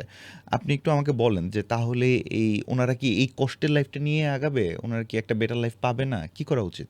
আচ্ছা, ডেফিনেটলি কিন্তু হচ্ছে প্রেগনেন্সির পরে ওরা যদি ব্রেস্ট ফিড করায় তাহলে খুব বেশি ক্যালোরি ডেফিসিয়েট করা যাবে না, তাহলে আবার ফিডিংয়ের ক্ষেত্রে ইস্যুস তৈরি হবে। তো একটা লম্বা সময় যাওয়ার পরে আপনার ক্যালোরিটা মেনটেন রেখে, যদি বডিতে কোনো পেন এক্সট্রা পেন যেটা স্ট্রিচিংয়ের জন্য হয়, জি। এই পেন যদি না থাকে তাহলে ফার্স্ট যেটা করতে পারে বডি ওয়েটের ওয়ার্কআউট দিয়ে স্টার্ট করতে পারে, স্ট্রেচিং করতে পারে, মোবিলিটি ফ্লেক্সিবিলিটির জন্য কিছু ওয়ার্কআউট করতে পারে। আর খাবার খুব বেশি ডেফিসিয়েট না করে, যেটা বললাম, খাবারটা মেনটেনেন্স ক্যালোরিতে রেখে ওয়ার্কআউট বা অ্যাক্টিভিটিস দিয়ে ক্যালোরিটা ডেফিসিয়েট করবে। আফটার 1 ইয়ার তখন হচ্ছে ফুললি হচ্ছে সে ফোকাস করতে পারে, হাই ইন্টেন্স ওয়ার্কআউট থেকে শুরু করে সবই। বাট অনেকে খুব আর্লি টাইমে হচ্ছে ওয়ার্কআউটে ফোকাস করতে চায়। মানে আবার বেবি হওয়ার হ্যাঁ, কিছুদিন পরেই? কিছুদিন ও। পরেই আমি অনেককেই পাই, দেখা যায় 3 মান্থ 4 মান্থ পরে আসছে যে ভাইয়া এখন বডি কন্ডিশন খুবই খারাপ, আগের থেকে 10-12 কেজি ওয়েট বেড়ে গেছে, এখন এটা কমাবো, খুবই আর্লি কমাবো, আমার হাতে খুব একটা সময় নেই, আগের মতো আমি ফিট হতে চাই, বাবু হওয়ার আগে যেমন ছিলাম এমন। তো এটা হবে কি আলটিমেটলি ইম্প্যাক্টটা পড়বে হচ্ছে বাচ্চার উপর। কারণ হচ্ছে যখন খুব বেশি ক্যালোরি ডেফিসিট ডায়েটে চলে আসবে, ফিডিং করতে গেলে হয়তো মিল্ক পাবে না এনাফ, ঠিক আছে, আবার ওনার শরীরেও তো নিউট্রিশনের একটা ডেফিসিয়েন্সি ক্রিয়েট হবে, আবার এটা বাবুর শরীরেও পড়বে ইফেক্ট। ইয়েস। সো এই সময় খাবার খেতে হবে প্রচুর, খাবার খাবে এবং ওনার জন্য যে ওয়ার্কআউটগুলা কমফোর্টেবল ওই ওয়ার্কআউটগুলাই করবে, যেগুলা অনলাইনে সাজেস্ট করে বা বিভিন্ন কন্টেন্টে পাওয়া যায়। এগুলা করতে গিয়ে যদি সে লোয়ার ব্যাক পেন বা অন্য অন্য কোনো ইস্যুস ফিল করে, হ্যাঁ, ওগুলা স্কিপ করবে। যেটা বললাম যে একই ওয়ার্কআউট সবার জন্য এটা বেটার না, একই খাবার সবার জন্য এটা পারফেক্ট না। কার বডি কোনটা প্রপার ডাইজেস্ট করতে পারে, কার বডি কোনটা টলার করতে পারে, ওটা ওর জন্য ওটা চুজ করবে যে কি কি ওয়ার্কআউট তার জন্য বেস্ট হচ্ছে, ওগুলো সে করবে। আফটার 1 ইয়ার সে ওয়ার্কআউটে খুব ফোকাস করে ওয়ার্কআউট, হাই ইন্টেন্স ওয়ার্কআউট করতে পারে। ভাই আসলেই মানে হেলথ যে আমাদের আল্লাহর কাছ থেকে কত বড় একটা নিয়ামত, যেমন যে আসলেই মানে আমাদের আমার কাছে টাকা পয়সা থাকতে পারে, আমার হয়তো বা ফ্যামিলি মেম্বার্স অনেক আছে, কিন্তু ইদার আমি হেলদি না অথবা আমার ফ্যামিলি মেম্বারের কেউ একজন হেলদি না, তাহলে ইট ডাজন্ট মেক সেন্স। আমার কোনো কিছুই না এখানে। আমি যেটা বলবো, মানুষ সবাই কি করে, যেমন বাংলাদেশের পার্সপেক্টিভে যদি আমরা দেখি, হেলথকে অ্যাবিউজ করে স্টুডেন্টরা হচ্ছে স্টাডির উপর ফোকাস করে, যখন জবে যাচ্ছে ক্যারিয়ারে ফোকাস করতেছে, বিজনেস হলো সেম, যে আপনার টাকার প্রতি আপনার ফোকাস করতেছে, আলটিমেটলি সব কিছু করতেছে হেলথ অ্যাবিউজ করে। ওইটা ওর পিক টাইম ছিল, বডিতে হরমোন লেভেল অনেক পিক ছিল, ওকে বডি অ্যাফোর্ড করছে, সারা রাত জেগে কাজ করছে, হ্যাঁ, অ্যাবিউজ করে করে যখন তার ফিনান্সিয়াল একটু স্ট্যাবিলিটি আসছে 35 in 40, তখন হয়ে গেল কি লাইফ কমপ্লিকেটেড হয়ে গেল, ডক্টরের কাছে যাওয়া লাগতেছে, হ্যাঁ, ব্লাড প্রেশার হয়ে গেছে, ডায়াবেটিক্স হয়ে গেছে। আর ডিজিজ তো চেইন কানেক্টেড, একটা হলে আরেকটা অটো হয়ে যায়। ধরেন টিজি হলো, দেখবেন ফ্যাটি লিভার গ্রেড অন হয়ে গেছে, হ্যাঁ, আবার সাথে সাথে বডির স্ট্রাকচারও চেঞ্জ হয়ে যাচ্ছে, আবার হরমোনাল ইমব্যালেন্স শুরু হয়েছে। তো অনেকগুলা ডিজিজ একসাথে ধরে ফেলে। তখন ফিনান্সটা আলটিমেটলি হয় কি, যে মেডিকেলের উপর স্পেন্ড করতেছে, ডক্টরের উপর, মেডিসিনের উপর, আপনার টেস্টের উপর। মানে যে বয়সে টাকা আর্ন করে আপনার ট্যুরিস্ট ভিসায় হয়তো বা ঘুরতে যাওয়ার কথা, ওই সময় আপনি মেডিকেল ভিসার জন্য সার্চ করতেছেন, রাইট? ভাই একটা বিষয় আমি জানতে চাই, সেটা হচ্ছে স্ট্রেস কীভাবে আমাদেরকে ইফেক্ট ফেলে। যেমন স্ট্রেস অ্যান্ড দেন ওটার সাথে কর্টিসল লেভেলও ইম্পর্টেন্ট। আমি এটা খেয়াল করছি, জুলাইতে আমি খুব অ্যাক্টিভ ছিলাম, আমি পুরো টার্গেট। আমার সাথে একটা অ্যাকাউন্টেবিলিটি পার্টনার আছে জিমে, এটা আবার খুব ইম্পর্টেন্ট। নাফি, আপনি চিনেন নাফিকে? হ্যাঁ, হ্যাঁ, তো ও হইতেছে আমরা প্রতিদিন মানে এটা খুব হেল্প করে ভাই, একটা অ্যাকাউন্টেবিলিটি পার্টনার। রাইট। তো আমরা কম্পিটিশন করলাম যে আমরা হচ্ছে কে কত বেশি স্টেপস করতে পারে। ও মাই গড ভাই, এটা যখন করতে গেছি প্রথম তো খুব মজা, পরে মনে করেন যে জিদ উঠছে। ও একদিন দেখছে যে ও 22,000 স্টেপস করছে, এখন আমারে করতে হবে। ও অন্যদিন 22,000 স্টেপস করেনি ভাই, এই একদিন ওই এভারেজ আউট করার জন্য, মানে বুঝছেন, উইকলি এভারেজ করার জন্য সে 22,000 স্টেপস করছে। আর এটা দেখে আমার জিদ উঠছে, আমার এখন করতে হবে 18,000 19,000 স্টেপস। আমি করতে গেছি, আমার না প্যারা খাইতেছিলাম আমি অনেক বেশি। আমি দেখতেছি আমার না এই যে এরকম করতেছি, আমার না ওজন কমতেছে না, রাইট। আর আমার না বডি না কেমন জানি করতেছে, মানে ব্যথা লাগতেছে, পিঠ ব্যথা করতেছে, এটা ব্যথা করতেছে, ওটা ব্যথা করতেছে, এবং আমি টেনশন করতেছি যে আমাকে কিছু একটা করতে হবে। I wasn't enjoying it. আমি কিরে, আমার ওয়েট কমতেছে না কেন? তো এটা কি আমি কি was I doing something wrong, বা কি হইতেছে? আমাকে না। কর্টিসল লেভেল বেড়ে গেছিল নাকি ভাই? কাহিনী কি বলেন তো ভাই? এখানে যে সিনারিওটা হতে পারে, এটা হলো আপনার যে ফার্স্ট আপনার যেটা বললাম, ওয়েট লুজের জন্য আপনার ক্যালোরি ডেফিসিট খাবার হ্যাঁ, খেতে হ্যাঁ। হবে, এটা নাম্বার নাম্বার ওয়ান। তো অনেক সময় যেটা হয়, আমি যে জিনিসটা আগে একবার বললাম, যে আপনার সব কিছু ঠিক থাকার পরও বডি যদি রেসপন্স না করে, বডি হচ্ছে প্ল্যাটু হিট করে, যে আপনার ডেলি স্টেপ কাউন্টটা ও এখন এটাকে আর মেটাবলিক ভাবে হাইপ করতেছে না, মানে মেটাবলিক রেট যেটা আপনার আপ করবে, ওকে, বা মেটাবলিজম আপ করে আপনার এক্সট্রা ক্যালোরি বার্ন করবে, ওকে। এটা অনেকটা হয়তো বা স্লো করে দিয়েছে, যে কারণে স্টেপ করতেছেন বাট আপনার ক্যালোরি বার্নটা কম হচ্ছে, এটা একটা রিজন হতে পারে। আর সেকেন্ড জিনিস কি, যেমন আমরা যখন ওয়ার্কআউট করি, ওয়ার্কআউট শেষ হওয়ার পরে নেক্সট ডেতে আমরা অনেক সর ফিল করি, এটা ব্যথা হয়। হ্যাঁ, এটাকে বলা হয় ডুমস, ডিলে অনসেট মাসল সরনেস। তো এটা হয় কি কারণে, যে আমরা ওয়ার্কআউট করে মাসল টিস্যুগুলোকে মাইক্রোটিয়ার্স করি, ছিঁড়ে ফেলি। তো বডিকে যখন হচ্ছে আমরা বাইরে থেকে এক্সট্রা টেনশন দিয়ে যখন ছিঁড়ে ফেলি ফাইবারগুলা, নেক্সট বডি এটা রিবিল্ড করে আরো স্ট্রঙ্গার করে, মানে আগে যেরকম ছিল এর চেয়ে একটু স্ট্রং করে এটা রিবিল্ড করে। জি জি জি জি জি। তো ওই থেকে আস্তে আস্তে বিল্ড হতে হতে আস্তে আস্তে মাসলটা বিল্ড হয় ওখানে। তো অনেক ক্ষেত্রে যেটা হয়, যদি আমরা ওভার ট্রেনিং করি, মানে যে কোনো ট্রেনিং এর ক্ষেত্রে, এটা কার্ডিও হোক, স্টেপসের ওয়েট ক্ষেত্রেও? ট্রেনিং হোক, এভরিথিং, আপনি যখন ওভার ট্রেনিং করবেন তখন বডিতে ইনফ্লামেশন বেড়ে যায়।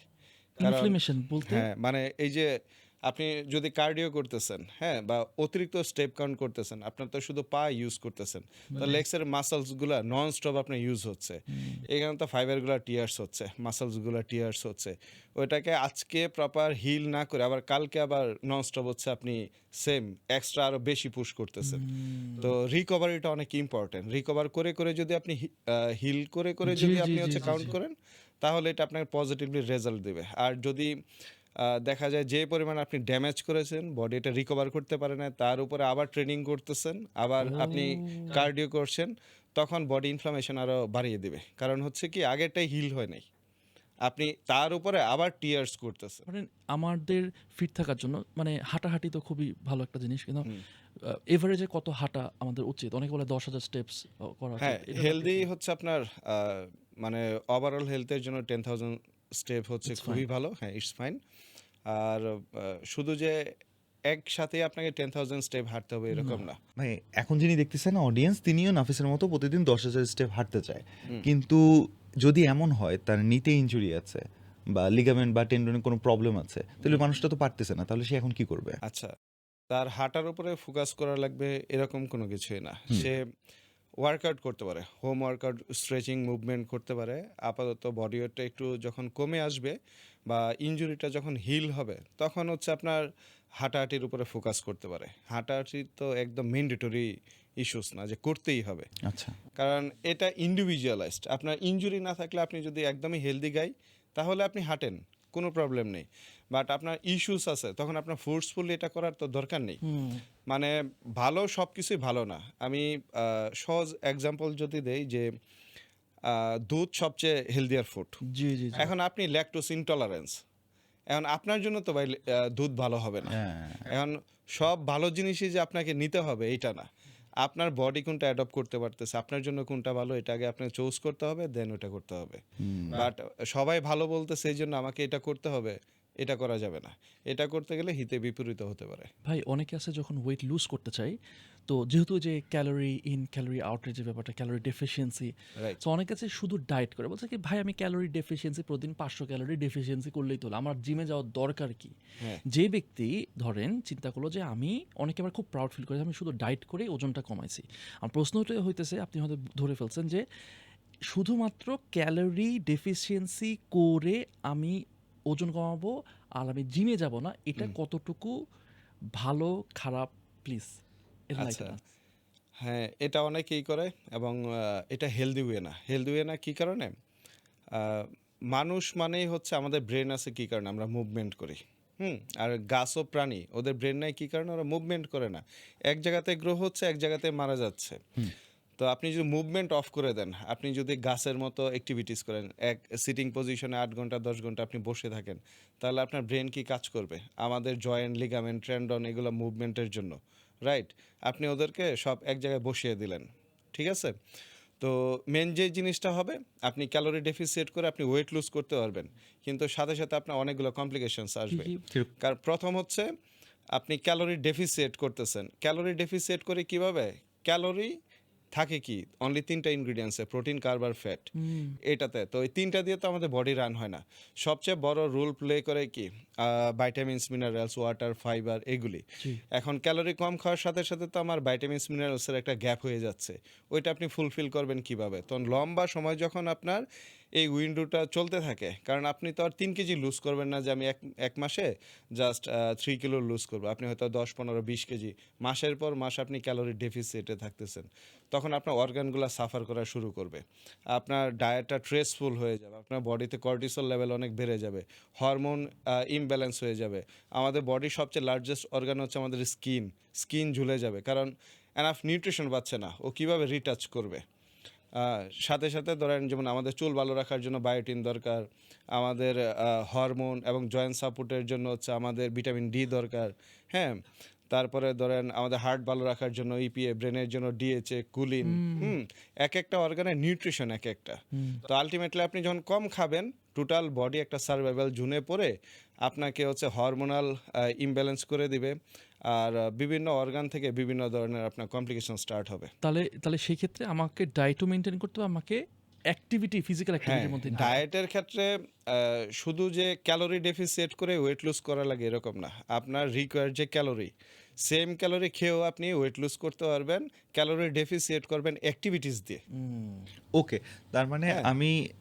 আমি ওই যে গাছের মতো বসে থেকে শুধুমাত্র কম সার বা কম পানি নিব এভাবে করে হবে না। Right. আমাকে আসলে মানুষের মতো মুভ করতে হবে রাইট। এবং আমার প্রয়োজনীয় খাবারটা খেতে হবে, অতিরিক্ত পরিমাণ না। এখানে ভাই আমার একটা কথা, আপনি আমাকে এর আগেও একাধিকবার বলছেন, সেটা হচ্ছে ভাই বডি হচ্ছে একটা আমানত। Right. As a Muslim you have to, আপনার কোনো মানে এটা আমার জন্য লাক্সারি না, এটা আমার জন্য নফল না, এটা আমার জন্য বাধ্যতামূলক যে এই বডি আল্লাহ যিনি আমাকে দিচ্ছেন, এই বডিটা এটা তো আসলে মালিক আল্লাহ, সো এই বডির হেফাজত করা, এই বডিটাকে দেখভাল করার দায়িত্ব আমার। রাইট। ভাই এই কনসেপ্টের উপর কেমনে কাজ করব আমরা? তো মানে বেসিক আরও অনেক কিছুই মেনটেন করতে পারতেছি না, তার উপরে আসলে ওই যে খাবারের কথা বলতেছিলেন যে সুন্নাহ ওয়েতে যদি খাবার টাবার খেতে পারতাম ট্রু, ট্রু। তাহলে সব কিছু হতো। ভাই আপনি একটু বলেন যে আসলে এই প্রপার এই ওয়েটাতে আমি চললে কি কি ঘটতে পারে আমার সাথে, আর আমি চাই এইভাবে প্রপারলি চলতে, then what to do brother, we are struggling. Islamic perspective থেকে যদি আমি বলি, আমাদের সবচেয়ে বড় গিফট হচ্ছে দুটা জিনিস। এক হচ্ছে অবসর সময়, আর এক হচ্ছে সুস্বাস্থ্য। সবচেয়ে বড় নেয়ামত আল্লাহর তরফ থেকে দুনিয়াতে মানুষের। তো অবসর সময়টা অনেক হয়তো বা বুঝে না, যারা ব্যস্ত মানুষ তারা বুঝে অ্যাকচুয়ালি যে সময়টা কত ইম্পর্টেন্ট। হ্যাঁ, সময়ই পাওয়া যায় না খাবারের সময়, বিভিন্ন জিনিস মেনটেন করার জন্য যে ফ্যামিলিকে টাইম দিতে হ্যাঁ, পারেন। ফ্যামিলি টাইম দেওয়া, এগুলা মেনটেন করা অনেক ডিফিকাল্ট। আর হেলথের বিষয় যেটা, যে হেলথ ভালো না থাকলে আলটিমেটলি আপনি কোনো কাজই করতে পারবেন না। এই যে আমি যেটা বললাম যে অসুস্থ মানুষের ডিমান্ড শুধু একটা, যে ওদের সুস্থতা, ওদের আর কোনো চাহিদা নাই। এখন আমরা মসজিদে গিয়ে দেখি কি, অনেক চেয়ারের লম্বা লাইন, ঠিক না? নামাজ পড়তে গেলে ইয়াং, খুব বেশি বয়স না, 35 থেকে 40-র ভিতরে সবাই চেয়ারে দাঁড়িয়ে দাঁড়িয়ে চেয়ারে বসে বসে নামাজ পড়তেছে। এরা যদি একটা হেলদি লাইফস্টাইলের ভিতরে থাকতো, তাহলে হতো কি যে ওদের যে লোয়ার ব্যাক পেন, নি পেন, এগুলো আসতোই না। ওরা ইন এজ 50-60 তাহাজ্জুদের নামাজ আপনার দাঁড়িয়ে পড়তে পারতো। তো ইবাদতটা কি আরও অনেক বেশি কনসাসলি করতে পারতো। এখন রুকু করতে গেলে ব্যাক পেন, হ্যাঁ, ফোকাস চলে যাচ্ছে অন্যদিকে। হ্যাঁ, সেজদা করতে গেলে একদিকে অন্যদিকে, বা লম্বা সেজদাও দিতে পারে না। সো এই মানুষদের অনেক বেশি হচ্ছে আপনার হেলথের উপরে ফোকাস করা দরকার ফর এ প্রোডাক্টিভ হওয়ার জন্য, মানে ইবাদত করার জন্য। পার্সোনাল লাইফেও হেলথ ভালো থাকা মানেই হচ্ছে আপনি অনেক বেশি এফোর্ট দিতে পারবেন, দিনে কাজে হোক বা ফ্যামিলির জন্য হোক, বিজনেসের জন্য হোক, যে কোনো কাজে আপনার এফোর্ট দেওয়ার জন্য আপনার বডিটা তো ইম্পর্টেন্ট। ভাই বাংলাদেশে একটা জিনিস আমি দেখি যে মানে প্রোটিন সাপ্লিমেন্ট, প্রোটিন পাউডার বা ক্রিয়েটিন, এগুলা কেন জানি মানুষ খুব নেগেটিভলি দেখে। যেমন আমি ইউএসএতে দেখছি এটা খুবই নর্মালাইজড, এভরি ওয়ান টেক্স ইট, মানে এটা কেউ কোনো মনে করে না। বাট বাংলাদেশে কেন জানি এটা একটা ট্যাবু যে ভাই আমি টোটিন কিচ্ছু, যে পাউডার টাউডার কিছু নেই, আমি একদম ন্যাচারাল। হ্যাঁ, ইটস ফাইন। তো এখানে এসে মানে অনেকটা মনে হচ্ছে কি ভাই স্টেরয়েড নিতেছে, এরকম একটা দেয়। তো ওই জায়গাটা আমি একটু জানতে চাই যে আসলে কি প্রোটিন পাউডার খারাপ, বা এটা কেন এরকম মনে করে, ক্রিয়েটিন খাইলে কি এটা কি, I am just confused here. সাপ্লিমেন্টের ব্যাপারে আমাদের অনেক মিসকনসেপশন আছে। এটা প্রথম জিনিস হলো কি, আমরা বুঝতে ভুল করি। বুঝার জায়গাটা কোথায়, যে স্টেরয়েড এবং হচ্ছে সাপ্লিমেন্ট দুটা জিনিস ডিফারেন্ট। একটা হচ্ছে ড্রাগস, একটা ইনজেক্টেবল ওরাল যেটাই থাকে ওটা ড্রাগস ক্যাটাগরি, ওটা আপনার ডক্টর দেখবে বা মেডিকেলে এটা ইউজ হয়। আর সাপ্লিমেন্ট হলো ফুড সাপ্লিমেন্ট, মানে আমরা যখন কোনো নিউট্রিশন রেগুলার খাবার থেকে বডিতে এনাফ দিতে পারি না, তখন এটা সাপ্লিমেন্টেশন করি, যে ওই নিউট্রিশনটা আমার বডিতে এনাফ যাচ্ছে না, এখন এটা ফুড সাপ্লিমেন্ট দিয়ে এটা আমরা হচ্ছে কাভার করব, এটাই। এখন আপনি আপনার রিকোয়ার প্রোটিন ধরেন পার ডে 100 গ্রাম, এটা যদি খাবার থেকে নিয়ে নিতে পারেন তাহলে কোনো সাপ্লিমেন্টেশনের দরকার নেই। এখন আপনি অনেক বিজি গায়ে, মিল নিতে পারতেছেন না, হ্যাঁ, আপনার গ্যাপ হয়ে যাচ্ছে, ওই সময় আপনি ওয়ে প্রোটিন থেকে আপনি সাপ্লিমেন্টেশন করতে পারেন। ওয়ে প্রোটিন কিন্তু ম্যাক্সিমাম দুধ থেকেই তৈরি হয়, হ্যাঁ। সো কিছু প্রোটিন হচ্ছে বিফ থেকে হয়, কিছু হচ্ছে আপনার প্ল্যান্ট বেস হয়, বাট ম্যাক্সিমাম হয় দুধ থেকে। তো র মেটেরিয়ালস কি দুধ। আর সাপ্লিমেন্ট আমরা কখন স্টার্ট করি, দেখা যায় একটা বাচ্চা জন্মের পরে যদি ল্যাকটোজ ইনটলারেন্স হয়, ওকে আপনার সেরেলাক দিচ্ছে বা বিভিন্ন ধরনের আপনার মিল্ক রিপ্লেসমেন্ট দিচ্ছে, ওইটা কি সাপ্লিমেন্ট।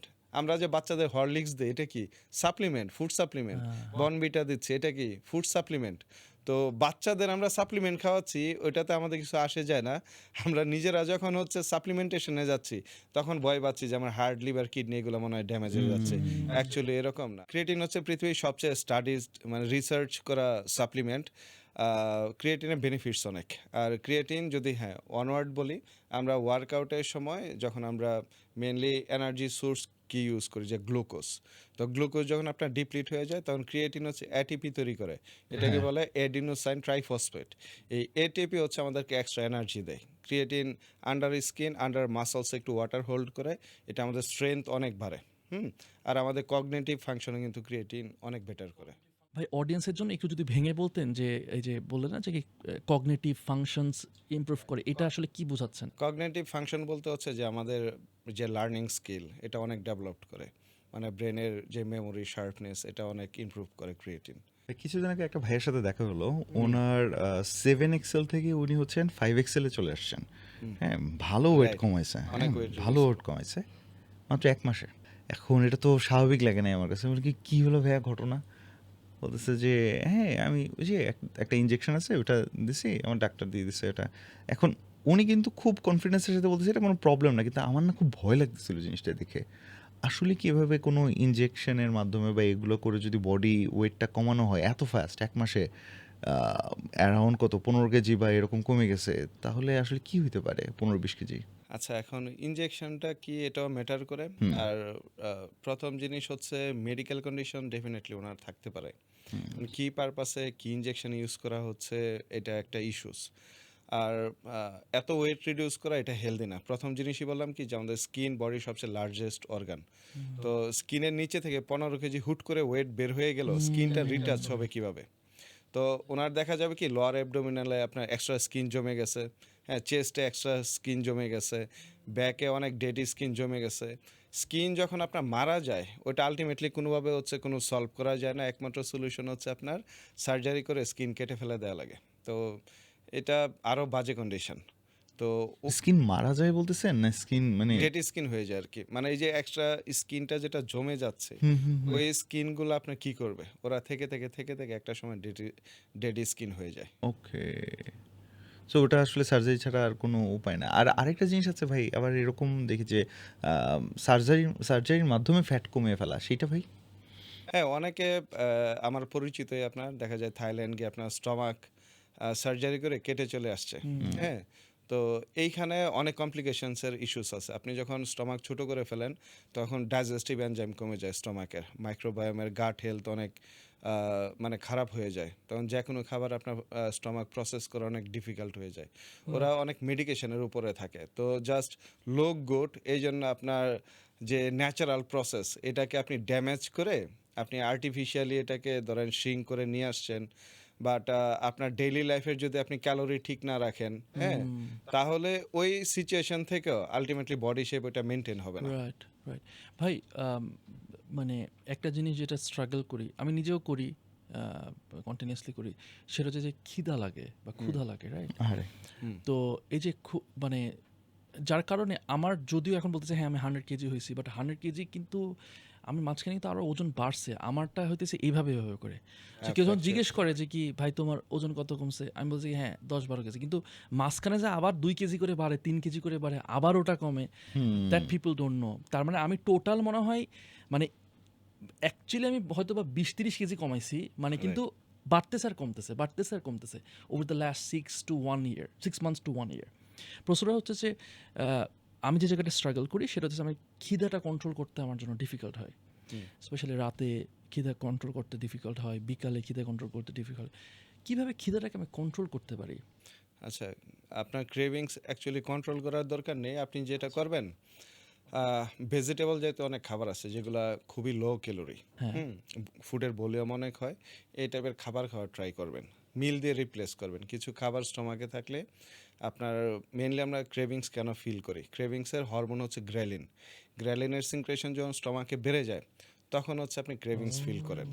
তো যখনই আপনি লো ক্যালোরি ডেন্স কোনো খাবার খাবেন, স্টমাকে কিছু খাবার যাচ্ছে, গ্রেলিনের সিনক্রেশনটা আপনার কমে যায়। তখন আরেকটা হরমোন আছে ল্যাপটিন, ল্যাপটিনের সিনক্রেশন বাড়ে, ওটা হচ্ছে আপনার স্টমাক ফুল আর ফিল দেয় যে ইটস ওকে, এখন কিছু I খাবার see. আছে। অনেকে বলে না যে ওই যে চিয়া সিডস আছে না, চিয়া সিডস খেলে নাকি খিদাটা একটু, না, ইন্ডিভিজুয়ালি কোনো খাবারই আপনার ওয়েট লুজ করে না। ওয়েট লুজ না করে কফি হচ্ছে খিদা না, কমা, কোনো না খাবারই আপনার ওয়েট লুজ করে না। ওয়েট লুজ হয় আপনি সারা দিনের যে টোটাল হ্যাঁ, হ্যাঁ। খাবার ওইটা দিয়ে যদি ক্যালোরি ডেফিসিয়েট হয়, এর ভিতরে যে খাবারই থাকুক, যদি ওই খাবারগুলা ধরেন আপনার 2000 ক্যালোরি আজকের দিনের টার্গেট, এটা দিয়ে আপনার ওয়েট লুজ হবে। এখন এটার পরে avocado healthy, oats healthy, healthy খাবার দিয়ে যদি আপনি ক্যালোরি সারপ্লাসে চলে যান, তাও তো লাভ নাই, ওয়েট বাড়বে।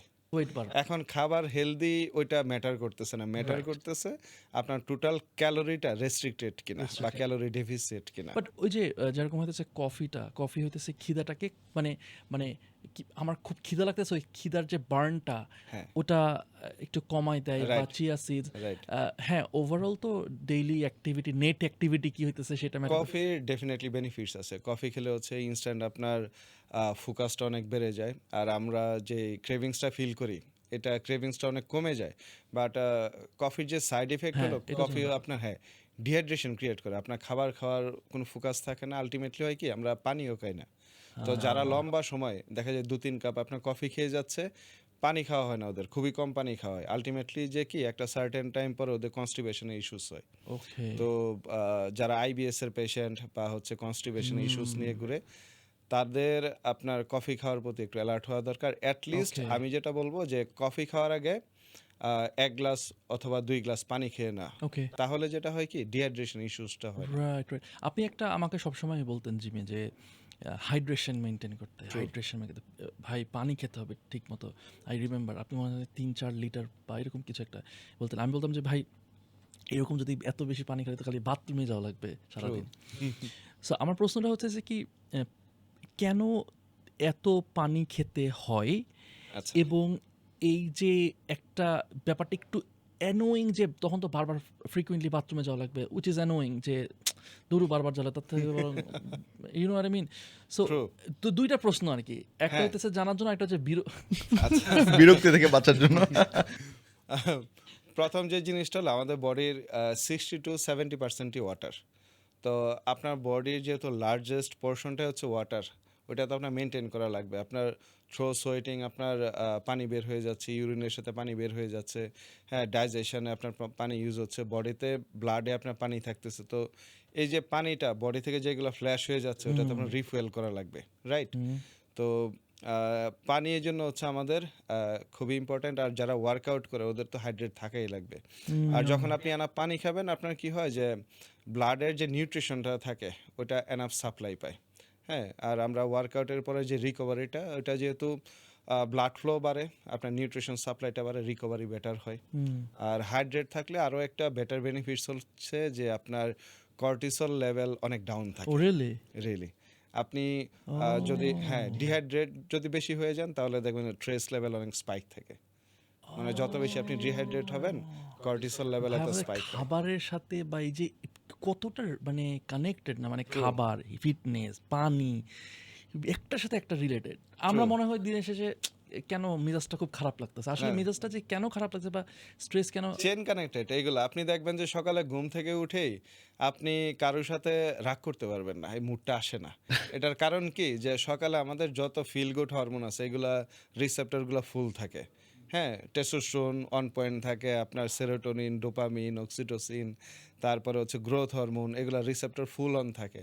যে কারণে সকালে উঠে কি আমরা খুব রিফ্রেশ ফিল করি, খুব একটা পজিটিভ ভাই মাইন্ডসেট নিয়ে সকাল দিন স্টার্ট করি। ভাই সকাল উঠা বলতে কয়টার সময় উঠলে আপনি বলতে চাচ্ছেন? কজ আমি আপনার এই কথা শোনার পর অনেকে বলবে কি বলে, আমারও তো 11টার সময় যখন ডাক দেন তখন মেজাজটা সেই খারাপ লাগে, এটা বলবে। কিন্তু আপনি আসলে কোন টাইমটার কথা বলছেন, কোন আচ্ছা। আদর্শ মোমেন্টগুলোর কথা বলতেছেন? আমাদের স্লিপিং এর জন্য বেস্ট উইন্ডো হলো আপনার রাত 9টা থেকে রাত 3টা। এখন কেউ যদি 10টা-11টাও ঘুমায় ওয়ার্ক পারপাসে ইটস ওকে, কারণ এই টাইমটাতে টেস্টোস্টেরন অপটিমাম লেভেলে বডিতে রিলিজ হয়। এটার রিজন হলো এটা। আর এখন লাইফস্টাইল এক একজনের এক এক রকম। হ্যাঁ, যারা ওভারসিসে কাজ করে এরা দেখা যায় রাত জাগতেছে, সারা রাত জেগে কাজ করে, হ্যাঁ আবার সকালে ঘুমাচ্ছে। ওরা হচ্ছে একটা ফুলি সাউন্ড প্রুফ রুমে ধরেন একটু ডিপ স্লিপ দেওয়া ট্রাই করবে দিনের বেলা, বাট ওই ঘুমটা কখনোই রাতের ঘুমের মতো হবে না। বাট মোটামুটি বডি রিকভার করবে। বাট বেস্ট টাইম হচ্ছে যে আপনি রাত 9টা থেকে 10টার ভিতরে রাত 3টা 4টা পর্যন্ত যদি ডিপ স্লিপ দিতে পারেন, বেস্ট টাইম আপনার হরমোন এবং বডি রিকভারির জন্য। আর আপনার ওয়েক আপ টাইম ফজরের পর থেকে হতে পারে, তাহলে দেখবেন যেদিন আপনি আর্লি মর্নিং আপনি উঠবেন ওদিন আপনার দিনই শেষ হবে না। ভাই আমি একটু এটা বোঝার চেষ্টা করি, কারণ আপনি যেই পেশাতে আছেন, so আপনি যে হেভি ওয়েট ট্রেনিং করেন প্লাস শেখান, সো আপনার জন্য যেটা হচ্ছে 6-7 ঘন্টা, এখন এমন মানুষ আছে ভাই এর ওরকম কোনো কাজই নাই, ওরকম ফিজিক্যাল এক্সারসাইজ নাই, সে আপনার কথা শুনে কই 9 ঘন্টা আজকে থেকে ঘুমাবো। ভাই মানে what I am trying to understand, ভাই আমরা তো দেখছি যে ইভেন সাহাবিরা বা প্রফেট মুহাম্মদ সাল্লাল্লাহু আলাইহি ওয়াসাল্লাম তারা এত বড় সময় ঘুমায় নাই, তাদের বডি ফিটনেস পারফেক্ট ছিল এবং তারা কম খাবার দাবার খাইতেন, আবার যুদ্ধের সময়ে তারা যেভাবে ফাইট করছেন আল্লাহর রহমতে মাশাআল্লাহ, তারা তো 7-8 ঘন্টা না, ইভেন 4 ঘন্টা 5 ঘন্টা, তাই না? সারা রাতটা তারা কাটায় দিতেন হচ্ছে আল্লাহর ইবাদত ইবাদতের করতে উপর। করতে, এবং এমন না যে ফজরের উপর পড়ে তারপর তারা ঘুম দিচ্ছেন। আমাদের এখন খুব কমন একটা প্র্যাকটিস ফ্রেন্ড সার্কেলের মধ্যে, এগুলো প্রচুর আমরা দেখি, সেটা হচ্ছে কি Right. রাত জেগে ফজর পরে ঘুমাইছি যেন ফজরটা মিস না হয়। True. আসলে তো আল্লাহ আমাদের এভাবে বানায় নাই, তাহলে what we are actually doing, আর তাইলে তারা কিভাবে পারছে? তারা তো অল্প সময় আচ্ছা, ঘুমাইতো। হ্যাঁ, তাদের ক্ষেত্রে যে জিনিসটা মানে আমার মাথায় আসে সেটা হলো যে ওই সময় ধরেন নিউট্রিশন অনেক পিওর ছিল, খাবার দাবার এগুলা এখনকার মতো এত ভেজাল, এত জাঙ্ক ফুড, এত প্রসেস ফুড ছিল না। আর তারপরে এয়ার অনেক বেশি পিউরিফাইড ছিল, অক্সিজেন অনেক ভালো ছিল।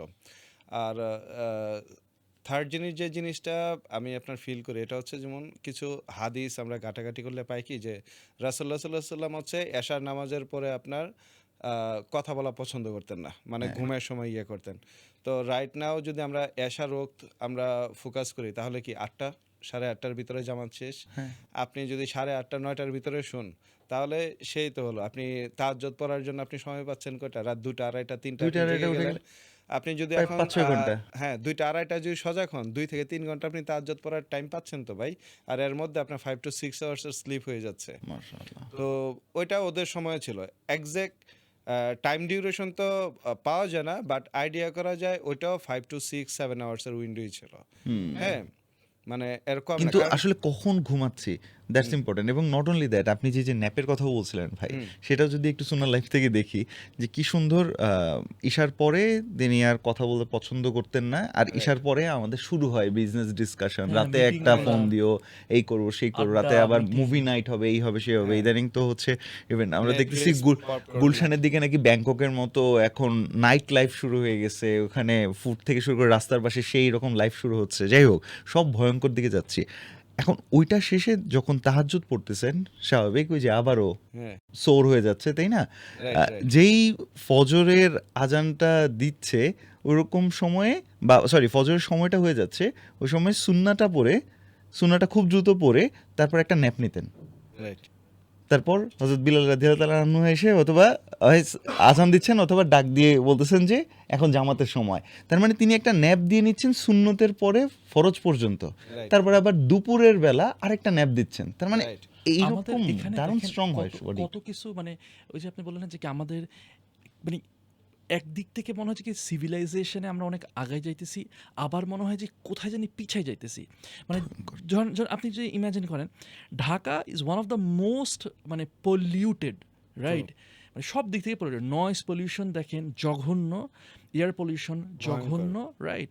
আমরা তো দেখতে পারতেছি না ডাস্ট কী অবস্থা, মানে সব দিক থেকে ভাই, খাবার দিয়েও আমরা মরতেছি, মানে সব দিক থেকে আমরা করতেছি।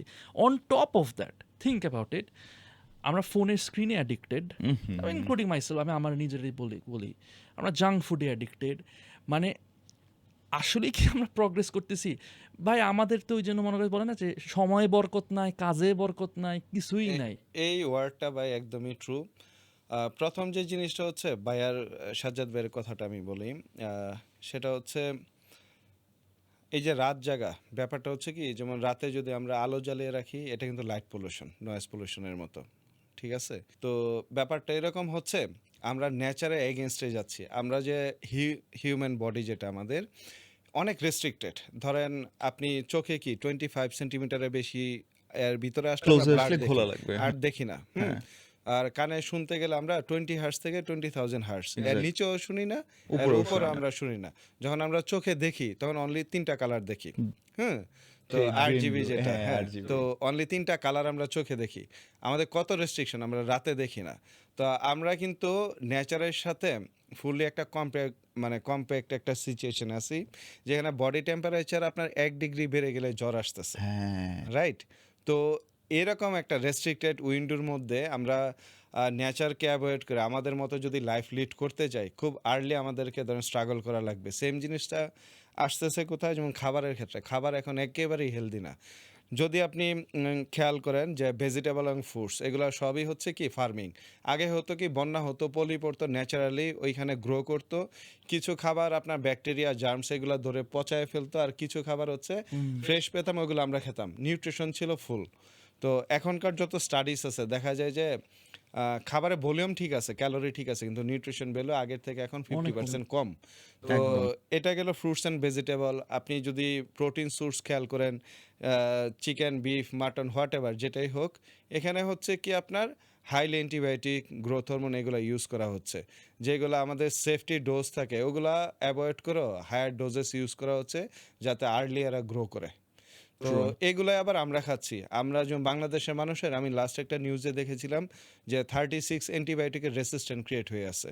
তো আলটিমেটলি এটা হচ্ছে কি কারণে? Throw food.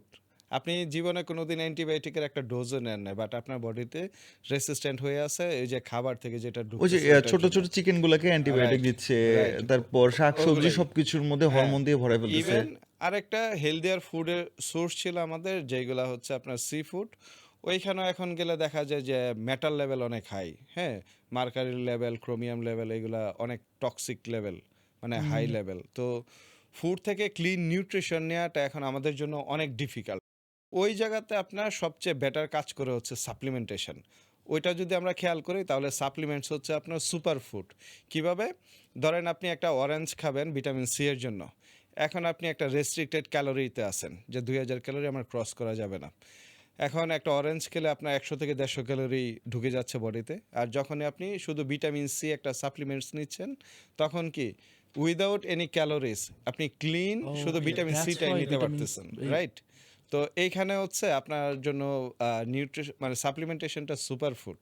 যে আপনি যেমন হোল ফুড আপনার সাপ্লিমেন্টেশন আছে যেগুলো ফুড থেকে এক্সট্রাক্ট করা। হ্যাঁ ওগুলা কি ধরেন আপনি ভিটামিন এ নিবেন, বি, সি যেটাই নেন, এটা ফুড থেকে হচ্ছে এক্সট্রাক্ট করে করে ল্যাবে এটাকে আপনার আলাদা করে নিউট্রিশনটা আপনার সেপারেট করে সাপ্লিমেন্টেশন করা হয়। জি ওই ক্ষেত্রে হচ্ছে কি যে ফ্রুটস ভেজিটেবলের মধ্যে যে টক্সিনস থাকে, মানে কীটনাশক যেগুলো ব্যবহার করে করে আমরা এগুলোকে গ্রো করি, ওগুলো তো ল্যাবে ফেলে দিচ্ছে।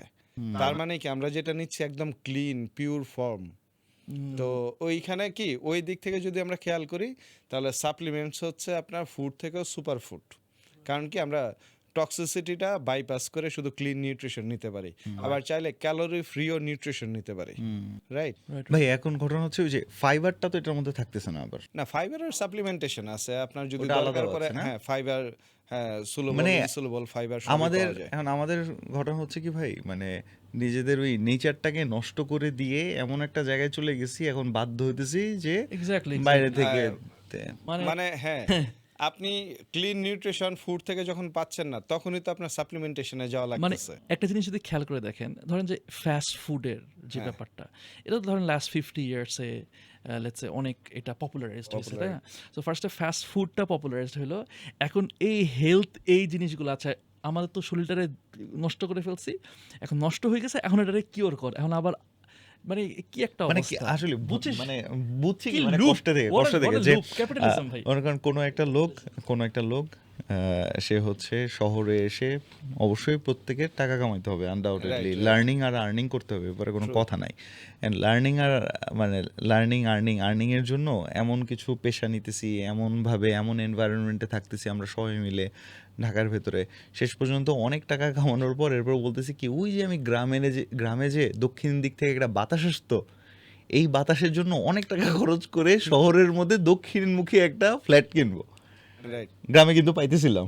রাইট। আবার হইতেছে হলো যে এখন আমার যে ফুডটা আছে, যেটা ওই যে আমি হয়তো বা এক সময় ন্যাচারালি পাইতাম, সেটা যেহেতু এখন আর নাই, সেটা আমি নিব, আবার অসুস্থতা হয়ে যাচ্ছে। এখন আমার মনে হয় পুরো একটা বিশাল আসলে রেভলিউশন দরকার সবার মধ্যে থেকে। আমরা যারা আসলে এই নলেজগুলো পাচ্ছি তারা এমন এমন মানুষের কাছেও এটা ছড়াই যারা কিনা আবার আসলে ফার্মিংটাকে আবার নিয়ে আসতে পারে হ্যাঁ পুরো, যেন ফ্যামিলির জন্য জিনিসটা। হ্যাঁ please. To be honest with you, আমরা যতই এই যেরকম পডকাস্ট করতেছি, যেমন দেলোয়ার জাহান ভাই বলে এক্স্যাক্টলি, একজন আছেন মানিকগঞ্জের। মানিকগঞ্জের, আমি জানি না হয়তোবা এটার আগে অলরেডি পাবলিশ হয়ে গেছে হয়তোবা এপিসোডটা, ওটা আপনারা চেক আউট করতে পারেন। ওখানে আমরা মানে সিরিয়াসলি উনি কথা বলেন যে মাটির নিউট্রিশনের অভাব এখন। আপনি বললেন না যে কি 50% কম তো নিউট্রিশন কেন হচ্ছে, কারণ মাটির তো একটা নিউট্রিশন দরকার। আমি ওইটাই আমরা তো বললাম যে বিষ টিষ দিয়ে মানে ভরাই দিতেছি ভাই। আগের কেমনে মতো বন্যা হচ্ছে না, পলি পড়তেছে না, ন্যাচারালি সয়েল কোয়ালিটিটা ড্যামেজ হয়ে যাচ্ছে। আর ওইখানে আগে কি গোবর দেওয়া হতো, ইয়া দেওয়া হতো, রাইট। এখানে সবই হচ্ছে সার এবং কেমিক্যাল, টক্সিনস, কীটনাশক এগুলা দিয়ে ভরে ভাই গেছে। আপনি একটা জিনিস জানেন, নাফিস যেটা বললো ওখান থেকে না বললেই না ভাই, যে বাংলাদেশে প্রতি 100 জন পুরুষ ক্যান্সার ক্যান্সারে আক্রান্ত পুরুষের মধ্যে 64 জনই হচ্ছে কৃষক। 64 না আরো বেশি, 64 জন, মানে হিউজ। বাংলাদেশের এক্স্যাক্টলি Huge, বাংলাদেশের Majority. প্রতি 100 ক্যান্সারে আক্রান্ত পুরুষের মধ্যে 64 জনই কৃষক, বিকজ তারা ফার্স্ট হ্যান্ড ওই সকল কেমিক্যাল দ্বারা এক্সপোজড হতেছে। কি অবস্থা ভাই। সেই কেমিক্যালটা একসময় ঘুরে ঘুরে ঘুরে বাকিদের ভেতর ঢুকতেছে। আমার মনে হয় 64-র পরে বাকি এই কয়জন আমরা এগুলা খেয়ে তারপরে আসি। সো এখন ঘটনা হলো কি, এগুলা তো আসলে ডিপ্রেসিং, অ্যান্ড দেন আমরা হচ্ছে যে বললেন না যে এগুলা রাইট মানুষের কাছে যাওয়া উচিত, অ্যান্ড দেন আমরা ইট টেকস এ লং টাইম। আমার কাছে একটা, আমি যেটা বুঝছি মানে অনেকগুলো এপিসোড, অনেকগুলো ডিসকাশনের পরে আমরা এই যে স্ক্রিন অ্যাডিকশন থেকে শুরু করে দের লট অফ অ্যাডিকশন ভাই, screen addiction, porn addiction, junk addiction, food addiction, smoke addiction, hand addiction, ভরা ভাই, রাইট। রাইট, বলে যে TLDR বলে টু লং ডোন্ট রিড। এর একটা বলে কি যে বড় কোনো আর্টিকেল হলে ছোট্ট করে যদি একটা লেখা থাকে যে ভাই ছোট্ট করে আমরা সামারি বল, সামারিটা এইটাই ভাই, যেটা আমরা শুরু করেছিলাম যে কি ভাই এখন কিছু করার নাই, এখন ফিট হইতে হবে আপনারে। ট্রু। ফিট হন, তাহলে আপনি মিনিমাইজ করতে পারবেন অ্যাটলিস্ট রিস্ক। কারণ আমি যদি রেভলিউশন অ্যান্ড এইটা চেঞ্জ করি, ইট উইল টেক টাইম। আমার এখন হাতে কি আছে? আমার হাতে আছে অ্যাটলিস্ট আমি স্লিপটা ঠিক মতো রাখতেছি, আমি হইতেছে কি বলে hydration and then nutrition and then fitness, এটা তো আমার হাতে আমার আছে। আমার আমার আমার এটা তো সাধ্যের আমার মধ্যে আজকে- যতটুকু ভালো ফুড আজকে আছে। আমি করতে পারবো। রেগুলেশন করার জন্য আমার যেটা মনে হয় যে প্রতি ফ্যামিলি থেকে একজনও যদি অ্যালার্ট হয়, আর ওই অ্যালার্ট পার্সন যদি নিজের ফ্যামিলিকে আপনার নার্চার করে, তাহলে ফ্যামিলি বাই ফ্যামিলি তো আপনার সবাই ভাই, নার্চারিং হচ্ছে, ভাই রেভলিউশন হয়ে যায়। রেভলিউশন কি, আমি white rice two brown rice করতে আমার রেভলিউশনের কি বলবো, আমার যে জান বাইরে যেতেছে white rice two brown rice করতে। এখানে আসলে It's not that easy. ইন্ডাস্ট্রিগুলো আমরা কিন্তু বলতে খুব ভালো লাগে ভাই রেভলিউশন করবো, এই করবো। ভাই আমি নিজের আমার বাসায় আমি হোয়াইট রাইস থেকে বলতে ব্রাউন রাইসে প্লিজ মুভ করি আমরা। We struggle. আমরা রাত 9, আমি চ্যালেঞ্জ দিয়ে বলতে পারবো এনিওয়ান হুজ ওয়াচিং, যে ভাই আমরা নিজে থেকে স্টার্ট করি। আপনি আপনার বাসায় হইতেছে রাত 9টার সময় ঘুমানোর ট্রাই করেন, এক one at A time we can start. যদি আমরা সবাই মিলে ইয়া করতে পারি। এটা ভাই তো করছেন, আপনি তো এটা ইয়া করতে নাই। পারছেন, ঠিক না? ভাই তবে নাফিসে যে কথা বললো যে হোয়াইট রাইস আর ব্রাউন রাইস, এখন ঘটনা হয়ে গেছে কি, আমি আমার আব্বুর সাথেও মানে আমি বাসায় যখন প্রায় এই কি বলে ব্রাউন রাইস এগুলো ট্রাই করলাম, তো আমার আব্বু কিন্তু আমাকে বলতেছিল যে আমরাও তো খাইছি ব্রাউন রাইস, আমরাও তো খাইছি ব্রাউন রাইস, কিন্তু আমার ব্রাউন রাইস আর তোমার এই ব্রাউন রাইস এক না। রাইট, আমাদের ওই ব্রাউন রাইস খেতে মজা পেতাম আমরা। ওই লাল চাউলের ভাত যেটা, লাল চাউলের ভাত ওইটা ছিল প্রপার আসলেই লাল চাল। এখন যেটা Right. ঘটতেছে ভাই, এখন হইতেছে ওই যে মিলে পাঠাবো না, সার্টেন কিছু চালকে আমি আলাদা করছি, করার পর আগের মতো যেভাবে ঢেকি ছাটা একদম প্রপার প্রসেসে উঠে আসবে এরকম না করে ফাইবারের পরিমাণ যত বেশি রাখা যায়, মানে খসখসা করা যায়, তাহলে দাম বেশি।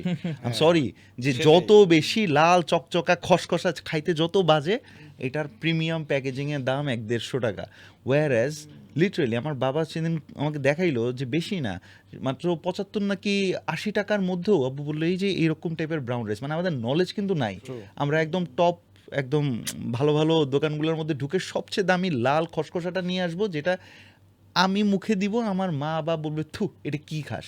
রাইট। তার মানে আমাদের আসলে অ্যাওয়ারনেসও দরকার, আমাদের খোঁজা দরকার যে আসলে কোনটা খাইতো তারা বছরের পর বছর, এবং তারা তো অনেক শান্তি নিয়ে খাইতো, মজা করে খাইতো।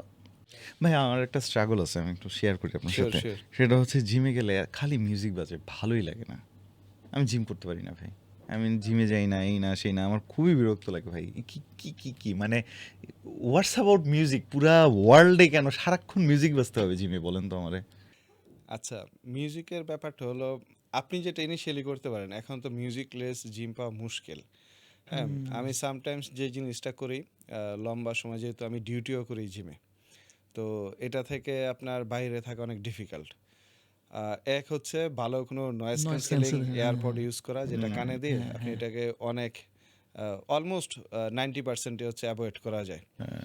আর সেকেন্ড জিনিস হচ্ছে আপনি ওয়ার্কআউট করার জন্য যদি যান, ভালো কোনো পডকাস্ট কন্টেন্ট কোনো কিছু আপনি কানে দিয়ে রাখতে পারেন, যেটা হচ্ছে আপনার টোটালি ফোকাস হবে কি একটা সার্টেন টাইমে গান বাজতেছে, বাট হচ্ছে আপনার ব্রেন ওইটাকে ফোকাসই করবে না, মিউজিক টিউজিক ফোকাস করবে না, আপনি অন্য একটা যেটা শুনতেছেন এটা। আমি যে কয়দিন ভাই করেছি, আমি কি করতাম মানে এরকম হেডফোন দিয়ে মানে একদম কোরআন লাউডলি বাজায় হ্যাঁ, হ্যাঁ, এখন করতে থাকি। এখন পিছন থেকে আমাকে কে ডাকতেছে, আবার মনে করেন ট্রেনের বা কেউ একজন বলতেছে হ্যাঁ ডান, কিসের So কি এখানে আমি কোরআন। so এখানে কয়েকটা ইয়ে আছে, যেমন ভাই হ্যাঁ। যেটা, কারণ আমার যখন জিমে যাই তখন এরকম কিছু আছে, আমি আছে, আপনিও চিনেন ওদেরকে, আছে কেউ, তুইও চিনিস।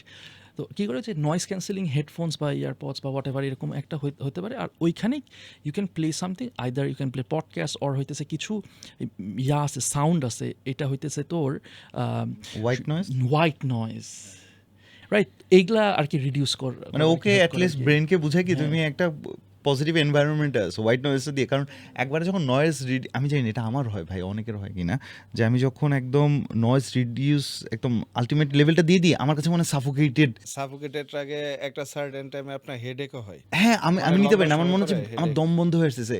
ওই যে যেমন হয় কি ভাই, একদম নয়েজ ক্যান্সেলিং রুমে ঢুকলে মানুষের যেরকম ফিল হয়, যে এটা অভ্যাসের ব্যাপার, এটা একটু ইউজ টু হয়ে যাবে তো। আর হচ্ছে ওই যে আপনি কোনো কন্টেন্ট প্লে করে রাখলে আপনার হ্যাঁ ফোকাসটা তখন আবার কিছুটা defocus হয়ে যায়। ইয়া হয়। হ্যাঁ, ডিফোকাস হয়ে যায় ওই জিনিসটা। মুসা ভাই, যখনই আমরা বডি বিল্ডিং না ঠিক, মানে ফিট হওয়ার জন্য বা একটু ভালো থাকার জন্য একটা জিনিস দেখা যায় কি, যে প্রোটিন পাউডার বলি বা সাপ্লিমেন্টস বলি, ভিটামিনস, ক্রিয়েটিন, মানে জিনিসগুলো খুব ব্যয়বহুল হয়।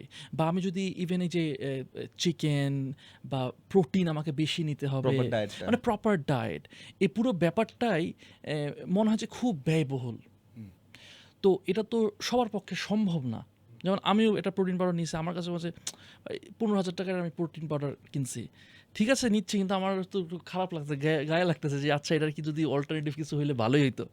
হ্যাঁ, তো এই জায়গাটাতে যারা ধরেন একটু যারা ওইটা অ্যাফোর্ড করতে একটু ডিফিকাল্ট হয়, তারা কি করতে পারে, তাদের জন্য ওয়ে আউট কি?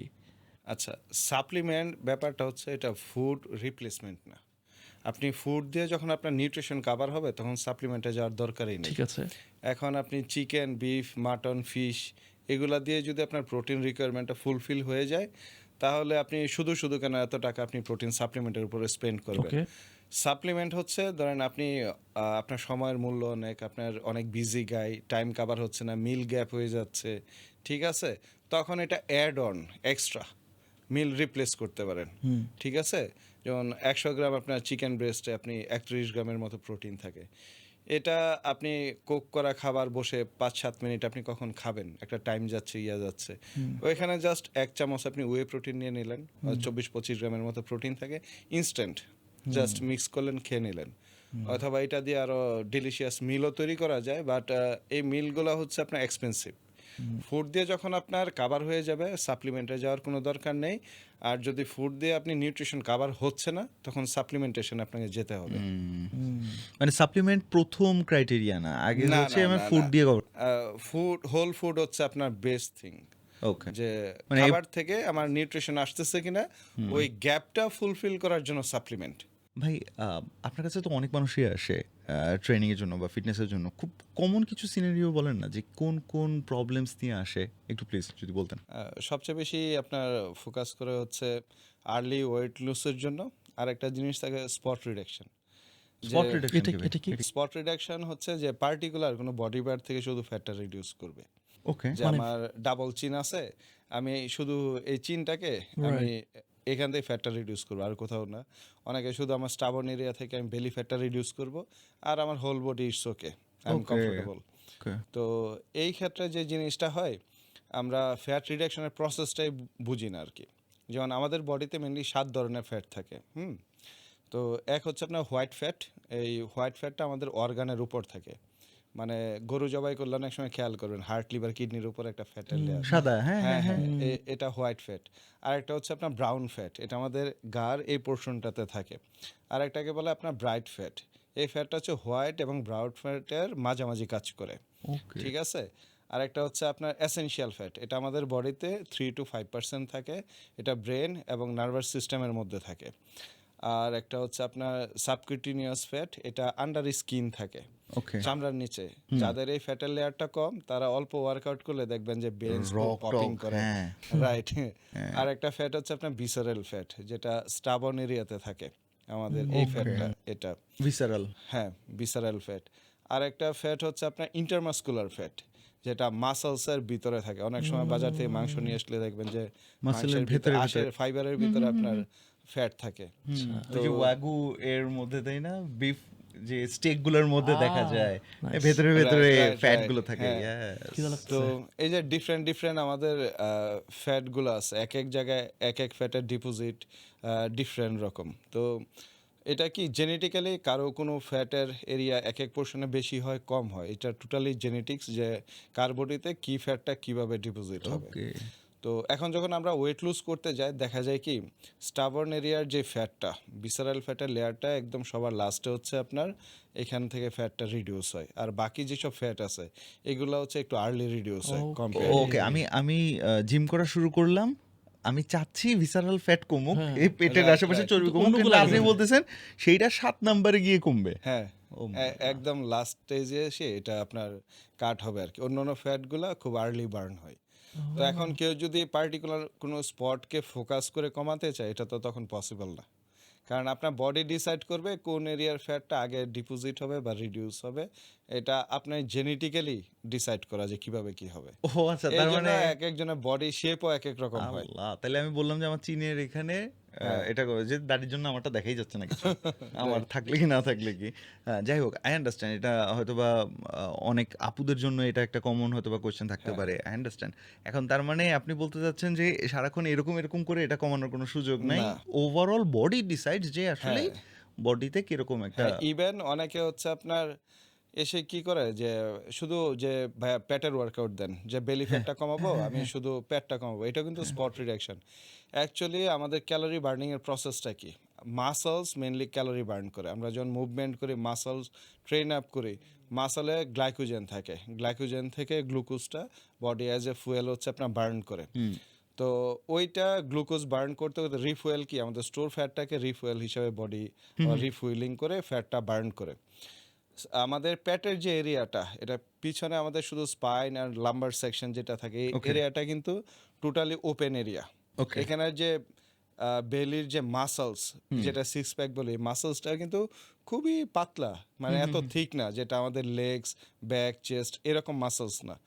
সো পেটের ওয়ার্কআউটগুলোতে ম্যাক্সিমামে হয় কি জাস্ট চর্বিটাকে আপনি ডানে বামে মুভমেন্ট করতেছেন, ওইখানে খুব একটা ক্যালোরি বার্ন হয় না। ওকে। বাট পেটের ওয়ার্কআউটের চেয়ে আপনার লেগস, ব্যাক, চেস্ট এইসব ওয়ার্কআউটে এর থেকে অনেক অনেক বেশি ক্যালোরি বার্ন হয়।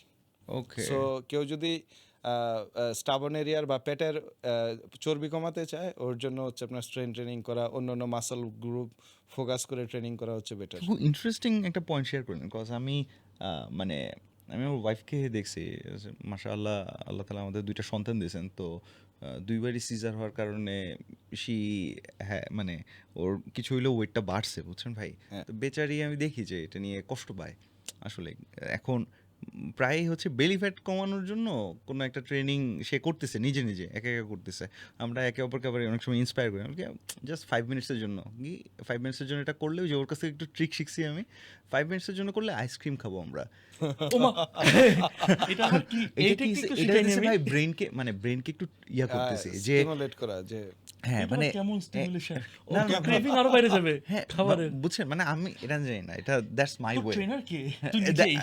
না না না, আমি নিজে খাই না, মানে আমি ওকে যখন বলি আর কি, আমি যখন ট্রেনার এরকম ভয়ঙ্কর হতে হবেই ভাই, ডেফিনেটলি ভয়ঙ্কর। Definitely বুঝতে পারছি। তো ও ও দেখি কি মানে অন্যান্য দৌড়ঝাঁপ এগুলো করতে কষ্ট হয়, মানে ওই শ্বাসটা ওই দমটা যেটা এটা নাই এখন আর, হ্যাঁ, ব্রিথ করতে পারে না ওরকম অল্পতে একদম। ইভেন আমি আমার সাথে অনেক আগে আমার সাথে একটা রাউন্ড দৌড় দেওয়ার পরে দেখলাম হাত থেকে ফোনটা পড়ে গেল, হাত কাঁপতে কাঁপতে, মানে ইয়া করতে পারে না, দম ধরে রাখতে পারে না, শ্বাস ধরে রাখতে পারে না, খুব কষ্ট হয়। তো সহজ সরল কোন ব্যায়ামটা করে, একটা বেলি ফ্যাটে রিডিউসের জন্য কয়েকটা ব্যায়াম আছে, ওইটাই করে, অনলাইনে মনে দেখছে। তা আজকে আমি শুনে ফাইনালি বুঝলাম ওই একটা করলে তো আসলে কোনো মানে হ্যাঁ, মুভমেন্ট হচ্ছে বাট খুব একটা ক্যালোরি বার্ন হচ্ছে না। ক্যালোরি বার্ন করার জন্য আপনার মাসলস ইউটিলাইজ করলে সবচেয়ে বেশি ক্যালোরি বার্ন হয়। তাই হ্যাঁ, ধরেন লেগস ওয়ার্কআউটে লেগসে যেহেতু মাসল বেশি, এই জন্য দেখবেন লেগস ট্রেনিং করতে গেলে অনেকে ব্ল্যাকআউট হয়ে যায়, হাইপোগ্লাইসেমিয়া হয়, ব্লাড সুগার টোটালি ফল করে। হ্যাঁ, তো তাই? এই জিনিসটা হয় কেন, হ্যাঁ, সবচেয়ে বেশি গ্লুকোজ ডিপ্লিট হওয়ার কারণে ব্ল্যাকআউট হয়ে ইন্টারমিডিয়েট যাচ্ছে। ফাস্টিং করি মধ্যে। আমি তো ভাই মাছ, আমি তো আপনার একদিন মেসেজ দিয়েছিলাম, আর আল্লাহ আমি তো নিষেধ করলাম পরে আপনাকে। যে এইটা খুব প্যারা খাইতে। আমি তো ইন্টারমিডিয়েট ফাস্টিং করি, তো এই জন্য আমি জানি না সলিউশনটা কি হবে। আপনি কিছু বলছিলেন, তো এটা আর my God, ভাই খুব আমি খুব প্যারা খাই, মানে লেগস ডে, মানে আমার খুব প্যারা হয়। জীবন শেষ, ওই যে মাথা ব্যথা করে। ভাই আমার আমি তো একটা লেগস, মাথা ব্যথা ও না করে। তো, আমি তো দেখি বড় বড় যারা মোটামুটি যারা জিম টিম করে এরাও লেগস ডেকে খুব ভয় পায় ভাই। না, লেগস করে কিন্তু বডি বড় হয়ে গেলে লেগসটা আপনার সিমেট্রিক্যাল থাকে না, কারণ এক পোর্শন আপনার ভার্টিক্যালি গ্রো করে, একটা হরিজেন্টালি, দুইটার প্রপোর্শন আলাদা। তো হ্যাঁ, অ্যালাইনমেন্ট আলাদা, ব্যাপারটা হচ্ছে যে এরকম, ওকে, রাইট? তো এটা হচ্ছে ফ্রন্ট সাইডের লেগস, হ্যাঁ। এটা হচ্ছে চেস্ট ব্যাক। তো দেখতে মনে হয় কি যে সিমেট্রিক না, বাট হচ্ছে আপনি যখন এদিক থেকে আবার খেয়াল করবেন, সাইড থেকে এই পাশ থেকে খেয়াল করলে দেখবেন যে না, সিমেট্রিক্যালি ইটস ওকে। ভাই যে আমি আমি সরি ভাই, আমি হ্যাঁ, রিয়েলি it's সরি okay. অডিয়েন্সের কাছে, আমি সরি যে আমি হ্যাঁ। কিছু উল্টাপাল্টা প্রশ্ন করে দিই ভাই। আমি এরকম এটা বানাইতে চাই, এটার নাম কি ভাই? এটা ডেল্টয়েড শোল্ডার। ওকে, ডেল রাইট ভাই। এক সময় আমার অল্প একটু যখন ছিল তখন ভাই টি শার্ট তারপর পাঞ্জাবি পরলে খুব শান্তি পেতাম। হ্যাঁ। এখন ইদানিং দেখি যেই বন্ধুটার সাথে আমি সব সময় কাপড় টাপড় শেয়ার করতাম, ওরটা পরলে দেখি কি আমার ড্রপ শোল্ডারের মতো লাগে। তার মানে আচ্ছা। এটা কমে যাচ্ছে। হ্যাঁ, আমার কথা হচ্ছে ভাই, আমার মাসলগুলো গেল কই? আচ্ছা। আমার ফ্যাটটা না হয়, মানে আমার মাসলগুলো কই যাচ্ছে? এমন না যে আমি অনেক বেশি পরিশ্রম করলে তো আরো কি মাসল কমবে না বাড়বে? আমি খুবই কনফিউজড। খাবার তো আবার কমাই নাই। আমার মাসলগুলো কোথায় চলে যাচ্ছে ভাই? অ্যাক্টিভিটিস না করলে হচ্ছে আপনার বডি শুধু শুধু মাসল রিটেন করে না, কারণ মাসল বিল্ড করার জন্য বডিকে আমরা কি করি, রেসিস্ট্যান্ট ট্রেনিং করি, বডিকে একটা রিজন দেয় যে মাসল টিয়ার্স হয়ে যাচ্ছে, ছিঁড়ে যাচ্ছে, আমরা যে অ্যাক্টিভিটিস করতেছি এটার জন্য এখন যে পরিমাণ মাসলস আছে এরা ক্যাপাবল না, তো তুমি আরও মাসল তৈরি করো। তো ওকে সিগন্যাল দিচ্ছি কি মাসল টিয়ার্স করে আরও মাসল তুমি তৈরি করো, এইভাবে বডি হচ্ছে তৈরি হয়। আর 30-র পর থেকে আমরা যারা মেল, আমাদের টেস্টোস্টেরন ইয়ারলি 1% করে ডিক্লাইনে থাকে। এটাকে মেডিকেল সায়েন্সে বলে সার্কোপেনিয়া, যে ওকে। প্রতি বছর আপনার টেস্টোস্টেরন 1% কমতে থাকে, সাথে মাসও কমতে থাকে।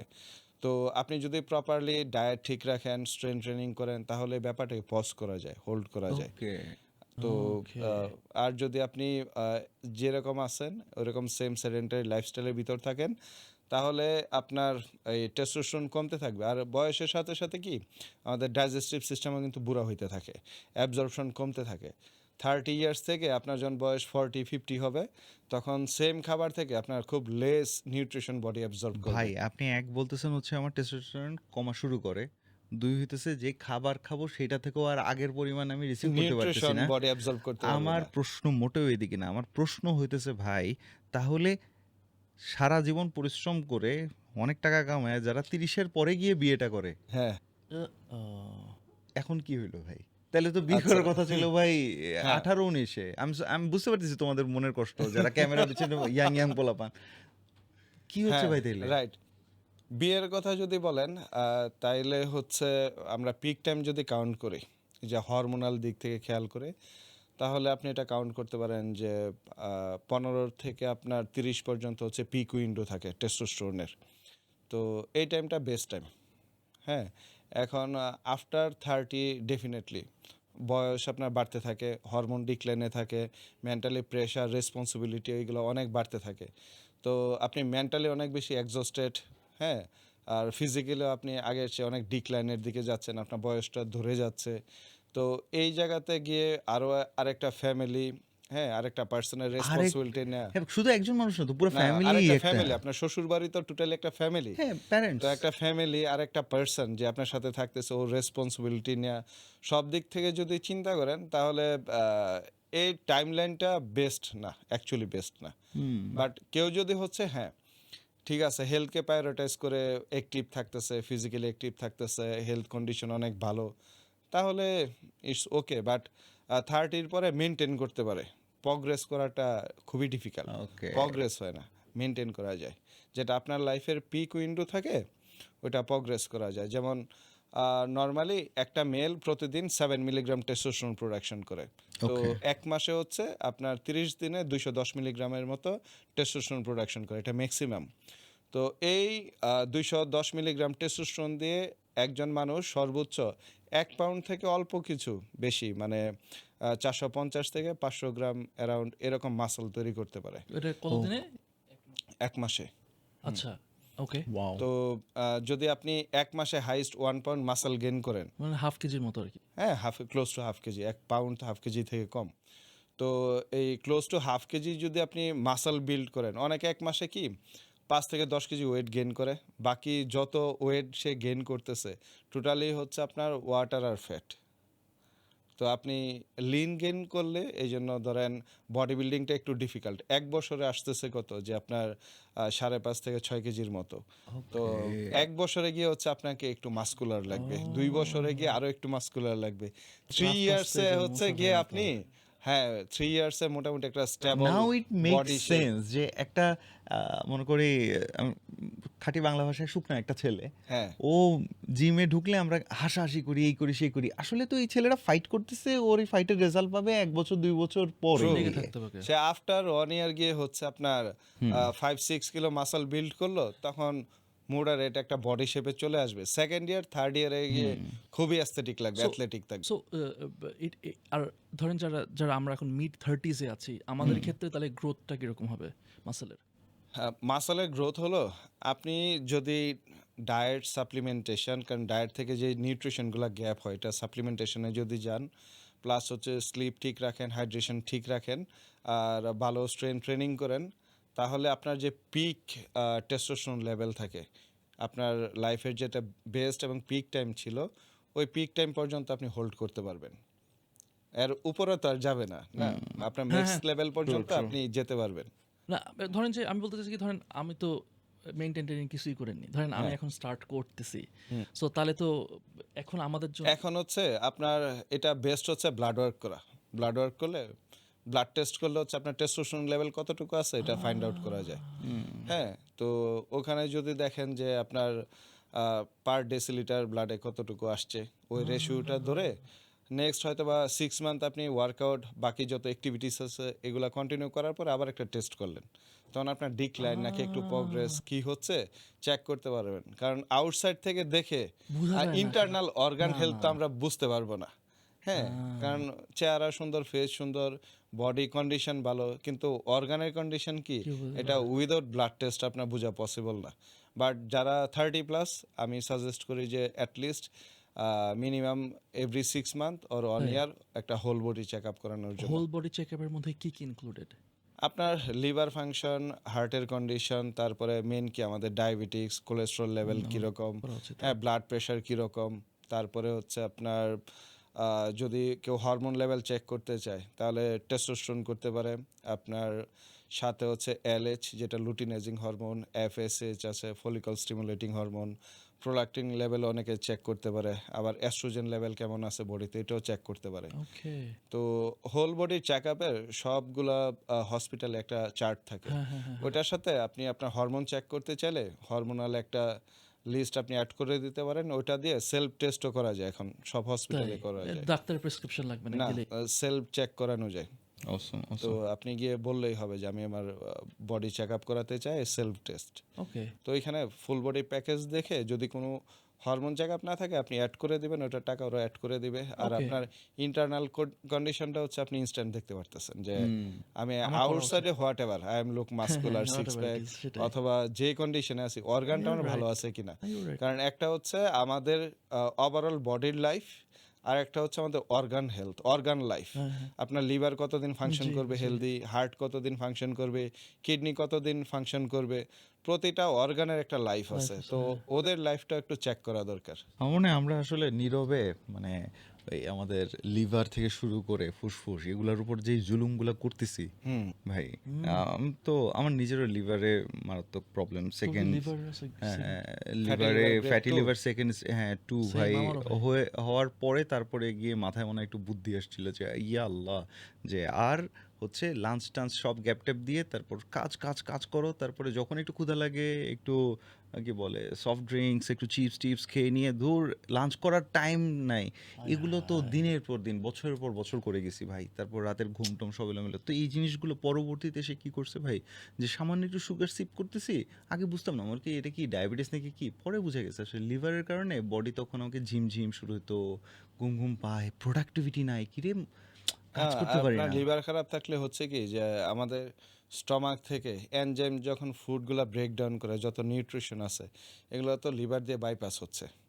তো ওই জিনিসটাই যদি আপনার খারাপ থাকে তো ওভারঅল বডি তো আপনার সাফার করবে না। ও তো ওই নিউট্রিশনগুলো নিতে পারতেছে না। হুম। আমি একটা নাম না বলি, একজন ইউটিউবারের সাথে আমার দেখা হয়েছিল এক জায়গায়। আম, জিনিসটা খুব খারাপ লাগছে। উনি আমাদের এজেই হবে আর কি, প্লাস মাইনাস হয়তো বা সিমিলার এজেই হবে। তো ওনার নাকি ডায়াবেটিক হয়ে গেছে অলরেডি। তা আমি বললাম যে কীভাবে সম্ভব, আপনার এরকম ইয়াং এজে আপনার ডায়াবেটিস কেমনে হইলো? তো উনি বললেন যে ভাই আমি বছরের পর বছর আমি শুধু সেডেন্টারি লাইফ করছি, মানে এমনই যে আমি শুধু কাজ করছি, মানে আমি কোনো মুভমেন্ট কিচ্ছু করিনি। আমি একটা রুমের মধ্যে একটা খালি কাজ করছি। অনেকে যে ফ্রিল্যান্সিং করতেছে, রাত জাগতেছে, রাইট, এই জিনিসগুলো কিন্তু ইগনোর করছে, কারণ দেয়ার ইন দেয়ার 20s। এখন তো গায়ের উপর দিয়ে চলে যাচ্ছে জিনিসটা, টের পাওয়া যায় না। টের পাওয়া যাচ্ছে না।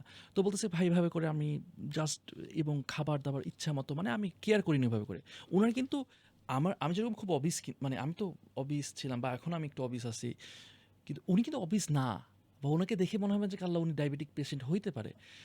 তো আমি আল্লাহর রহমতে একটা কাজ সবসময় করতাম, যে আমি হাঁটতাম, মানে আমার এভারেজ স্টেপস আমি সবসময় হাঁটতাম, কিন্তু আমি তো ওনার থেকে বেশি আনহেলদি ছিল, মানে আমি খাবার টাবার তারপর আমার কেন ভয় লাগছে যে আল্লাহ এটা তো আমারও হইতে পারতো বা আমার হইতে পারে।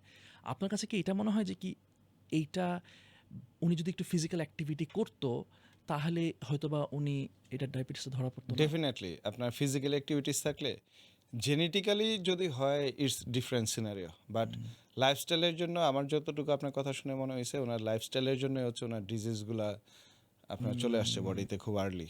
আর কারণ কি লাইফস্টাইলের ক্ষেত্রে ওই যে আপনাকে যে এক্সাম্পলটা শুরুর দিকে দিলাম, যে যারা রুড ওয়ার্কার ওদের তো ফুড বাই হেলদি না, ওরা না কোনো সাপ্লিমেন্টেশন আছে না কোনো কিছু, ওদের কার্বোহাইড্রেট যদি দিয়ে কার্বোহাইড্রেট। হ্যাঁ কার্বোহাইড্রেট দিয়ে ওরা কার্বোহাইড্রেট খাচ্ছে। ওদের দুটা জিনিস অন পয়েন্ট পাবেন, একদম দুটা। এক হচ্ছে ওরা প্রচুর ফিজিক্যালি লেবার দেয় এবং ট্রেসলেস স্লিপ দেয়। ঘুমটা যখন দেয়, ঘুম, যেমন আমার বাসার দারোয়ান, আমি একটু লেট হলে গিয়ে দেখি ঘুমাচ্ছে, ওকে ধরেন ডাক দিয়ে তোলা লাগতেছে, বাট হচ্ছে আমি তো ওই সময় ঘুমাই না, ও ঘুমাচ্ছে। বুঝতে পারছেন ওর লাইফটা কি খুব সুন্দর। আবার সকালে উঠে আবার ডিউটি, ধরেন ফ্রেশ স্লিপ হচ্ছে ওর, আবার সারাদিন অ্যাক্টিভিটিস, কোনো না কোনো অ্যাক্টিভিটিসের হ্যাঁ, সাথে সে দৌড় কানেক্টেড, ঝাঁপ হ্যাঁ চলতেছে মুভমেন্টের উপর থাকতেছে। অলওয়েজ। তো এই দুটা জিনিস, স্লিপ আর মুভমেন্ট অ্যাক্টিভিটিস ঠিক ঠিক থাকলে আপনার বাকি জিনিসগুলো বডিতে এনহ্যান্সড হইতে পারে না, মানে খুব আর্লি একদম আপনার ধরে খেয়ে ফেলবে, এই ধরনের ডিজিজগুলো এত বেশি আপনাকে রেইস হতে পারে না। কতটা ইম্পর্টেন্ট। আমাকে আমাদের সাথে একটা পডকাস্ট করেছিলাম যে সজল ভাইয়ের সাথে, হ্যাঁ। নিউট্রিশনিস্ট। তো উনি একটা কথা বলতেছিল যে 90s-এর দিকে না 80s-এর দিকে উনি বলতেছে এরকম যে ডায়াবেটিস ছিল, তখন বলা হতো যে বড় লোকের অসুখ, এটা বলতেছেন। আমার কাছে খুব Right. ইন্টারেস্টিং লাগছে বিষয়টা, যে হ্যাঁ। আচ্ছা, মানে এখন কিভাবে মানে এখন তো one of the main reasons, মানে ডেথ বা যে ডিজিজ যদি বলি বাংলাদেশে, যে ভয়াবহ ডিজিজ, মানে মারা যাচ্ছে বা হোয়াট এভার আমরা হয়ে যাচ্ছি, তার একটা হচ্ছে হার্ট অ্যাটাক, তারপর হইতেছে যে ডায়াবেটিস। ডায়াবেটিস, তাই না? এখন কত কমন হয়ে যাচ্ছে জিনিসগুলো। কারণ হচ্ছে আগে দেখা যাচ্ছে ওই টাইপের ফুডগুলো হ্যাঁ, শুধুমাত্র একটা আপার ক্লাস অফ পিপলের কাছেই অ্যাভেলেবল ছিল। এখন তো মনে করেন ফুড সবার কাছেই খারাপ হয়ে গেছে। না, মানে middle পুরো class, এখানে আবার মেইন life থিংস না। হ্যাঁ ভাই। এখানে যে জিনিসটা হচ্ছে, যারা আপনার এলিট সোসাইটিতে চলে যায় সবাই সেডেন্টারি হয়ে যায়। আপনার কাজ করার জন্য দারোয়ান রাখতেছেন, ড্রাইভার রাখতেছেন, আপনার পানি আনার জন্য একজন পিয়ন রাখতেছেন, আরও 2-4 জন 5 জন হেল্পিং হ্যান্ড। একজন মানুষের বাসায় কাজের মানুষ থাকে 5-7টা। ঠিক আছে? মানে টাকা যত বাড়তেছে, যত হ্যাঁ, এলিট উপরে যাচ্ছে, এত তার কাজগুলা ইজি করার জন্য তাকে ধরেন একদম ওয়ার্কলেস করে দিচ্ছে। ভাই তো ইন্টারেস্টিং না ভাই, সরি, ইন্টারেস্টিং না যে আমরা হচ্ছে সব রকম ইনোভেশনগুলো তৈরি হয়ে আমাদের, সো দ্যাট আমাদের হ্যাঁ। কাজ সহজ হয়, ফিজিক্যাল লেবার ভাবে দিতে না হয়, এরপরে গিয়ে আমরা কিন্তু জিম করতেছি সো দ্যাট আমরা ফিট থাকি। ওইটাই কিন্তু আলহামদুলিল্লাহ, হইতেছে। মজার। আমার কাছে মনে হয় কি যে ওই রিপন মিয়াকে চিনেন কিনা আমি জানি হ্যাঁ, না। হ্যাঁ। রিপন মিয়া। মানে রিপন মিয়াকে আমার জোস লাগে। মানে হইতে হবে রিপন মিয়ার মতো। ও একটা রিসেন্টলি পডকাস্টে বলতেছে যে ভাই কামের উপর কোনো ওষুধ নাই। এভাবে হ্যাঁ। এমনি একটা কথা বলে। বলছে বলছে ভাই আমার কাজ করতে খুব ভাল লাগে। উনি কিন্তু ভালো এখন টাকা পয়সা ইনকাম করে। তাও উনি হ্যাঁ। কাঠমিস্ত্রি এবং হি ফিলস ভেরি প্রাউড যে আমি আমি ভাই বলছে যেদিন আমি কাজ করতে করি না সেদিন আমার দিনটা খারাপ যায়। বলছে তাহলে বুঝেন মানে আমি হচ্ছে ও মাই গড হোয়াটস দ্য মানে ডিফারেন্স। আর আমার হচ্ছে যে ভাই কাজ না করে একটু শুয়ে থাকি, ঘুমাই থাকি, রিলস দেখি। এটাই তো ফান, এটাই তো মজা। ভাই আমি জাস্ট মানে একদম হয়তো বা শেষের দিকে চলে আসছি, আমরা দুইটা প্রশ্ন আপনার কাছে রাখতে চাই। নাম্বার ওয়ান, সেটা হচ্ছে ভাই আমি কখন বুঝবো যে আমার জন্য ওই strength training, heavy weight training, নাকি আমি কার্ডিও দৌড়ঝাঁপ এগুলো আমি কখন বুঝবো, আর কোনটা কোন টাইপের মানুষের জন্য? আচ্ছা, দুটা ডিফারেন্ট ওয়ার্কআউট। প্রথম জিনিস হচ্ছে এটা আমাদের যে কার্ডিওভাস্কুলার সিস্টেম, এটাকে হেলদি রাখার জন্য হচ্ছে কার্ডিও। ভাই একটু কার্ডিওভাস্কুলার সিস্টেম আর একটু কার্ডিওভাস্কুলার সিস্টেম হচ্ছে ধরেন আপনার রেসপিরেটরি সিস্টেম যেটা লাং, তারপরে হচ্ছে হার্ট, জি এই দুটার হেলথ ঠিক রাখার জন্য হচ্ছে আপনার কার্ডিও মেনলি। কার্ডিও সবাই করবে, আবার হচ্ছে স্ট্রেংথ ট্রেনিংও সবাই করবে। স্ট্রেংথ ট্রেনিং হচ্ছে আপনার মাসল বিল্ড করার জন্য। আপনি যত বেশি মাসল বডিতে তৈরি করতে পারবেন, আপনার মেটাবলিক রেট এত হাই হবে, আপনার গ্লুকোজ এত বেশি মেটাবলাইজ হবে, আপনার এনার্জি বাড়বে, আপনার জয়েন্ট এত বেশি সাপোর্ট পারবে, লিগামেন্ট টেন্ডন এত বেশি এনার্জাইজ হবে।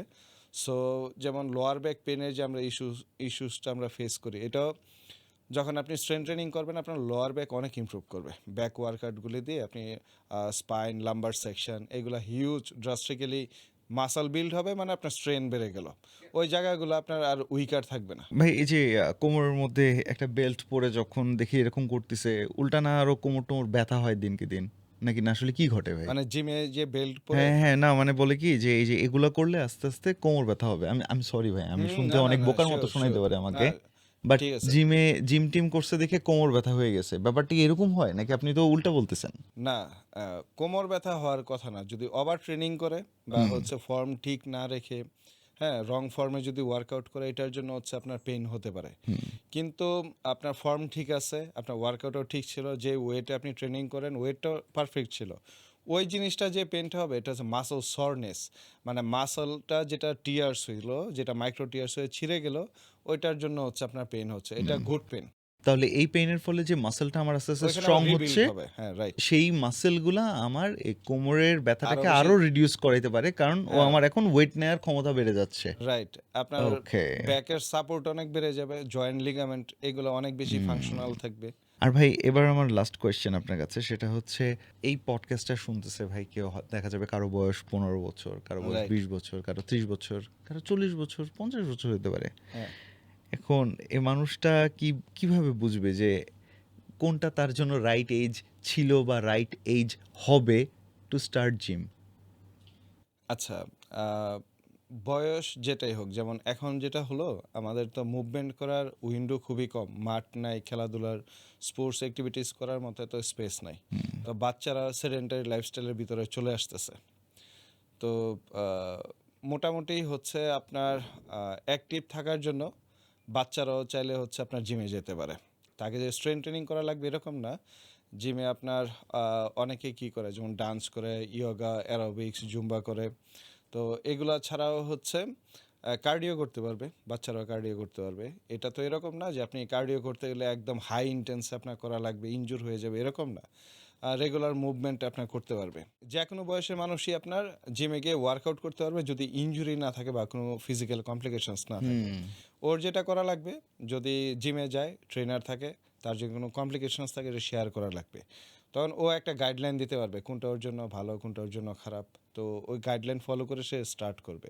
ভয় পাওয়ার কোনো কিছুই নেই, বাট যদি সময় থাকে জিম করা উচিত। যাদের সময় অনেক কম, অ্যাটলিস্ট উইকলি 3 days ওয়ার্কআউট করা উচিত। 3 days যদি কেউ ওয়ার্কআউট করে, একদিন গ্যাপ দিয়ে দিয়ে করতে পারে, তাহলে যে জিনিসটা হয় কি যে আমরা ওয়ার্কআউট করার পরে মাসলটা যে টিয়ার্স হয় রিকভারির জন্য, যদি বড় মাসল হয় এটা অ্যাটলিস্ট 72 আওয়ার্সের মতো সময় নেয় রিকভারির জন্য। তো আমি যদি সানডে ট্রেনিং করি, মানডে অফ নেই, আবার টুইসডে ট্রেনিং করি, ওয়েনসডে অফ নেই, থার্সডে ট্রেনিং করি, আপনার ফ্রাইডে স্যাটারডে অফ নেই, তাহলে কি হচ্ছে মাসলটা হিল হয়ে আস্তে আস্তে আরেকটা সেশন আমি ধরে ফেলতেছি, রাইট? ওকে। তাহলে আমার যে প্রগ্রেসিভ গ্রোথটা থাকে এটা আমার অলওয়েজই মেনটেন থাকে 3 days মধ্যে। আপনার সময় কম, আপনি 3 দিন ট্রেনিং করেন, সময় থাকলে 4 দিন 5 দিন 6 দিন আপনি করতে পারেন। হ্যাঁ, তো এটা ডিপেন্ড করে আপনার লাইফস্টাইলের উপর, বা স্টুডেন্ট, জব, বিজনেসম্যান কীরকম সময় দিতে পারবে।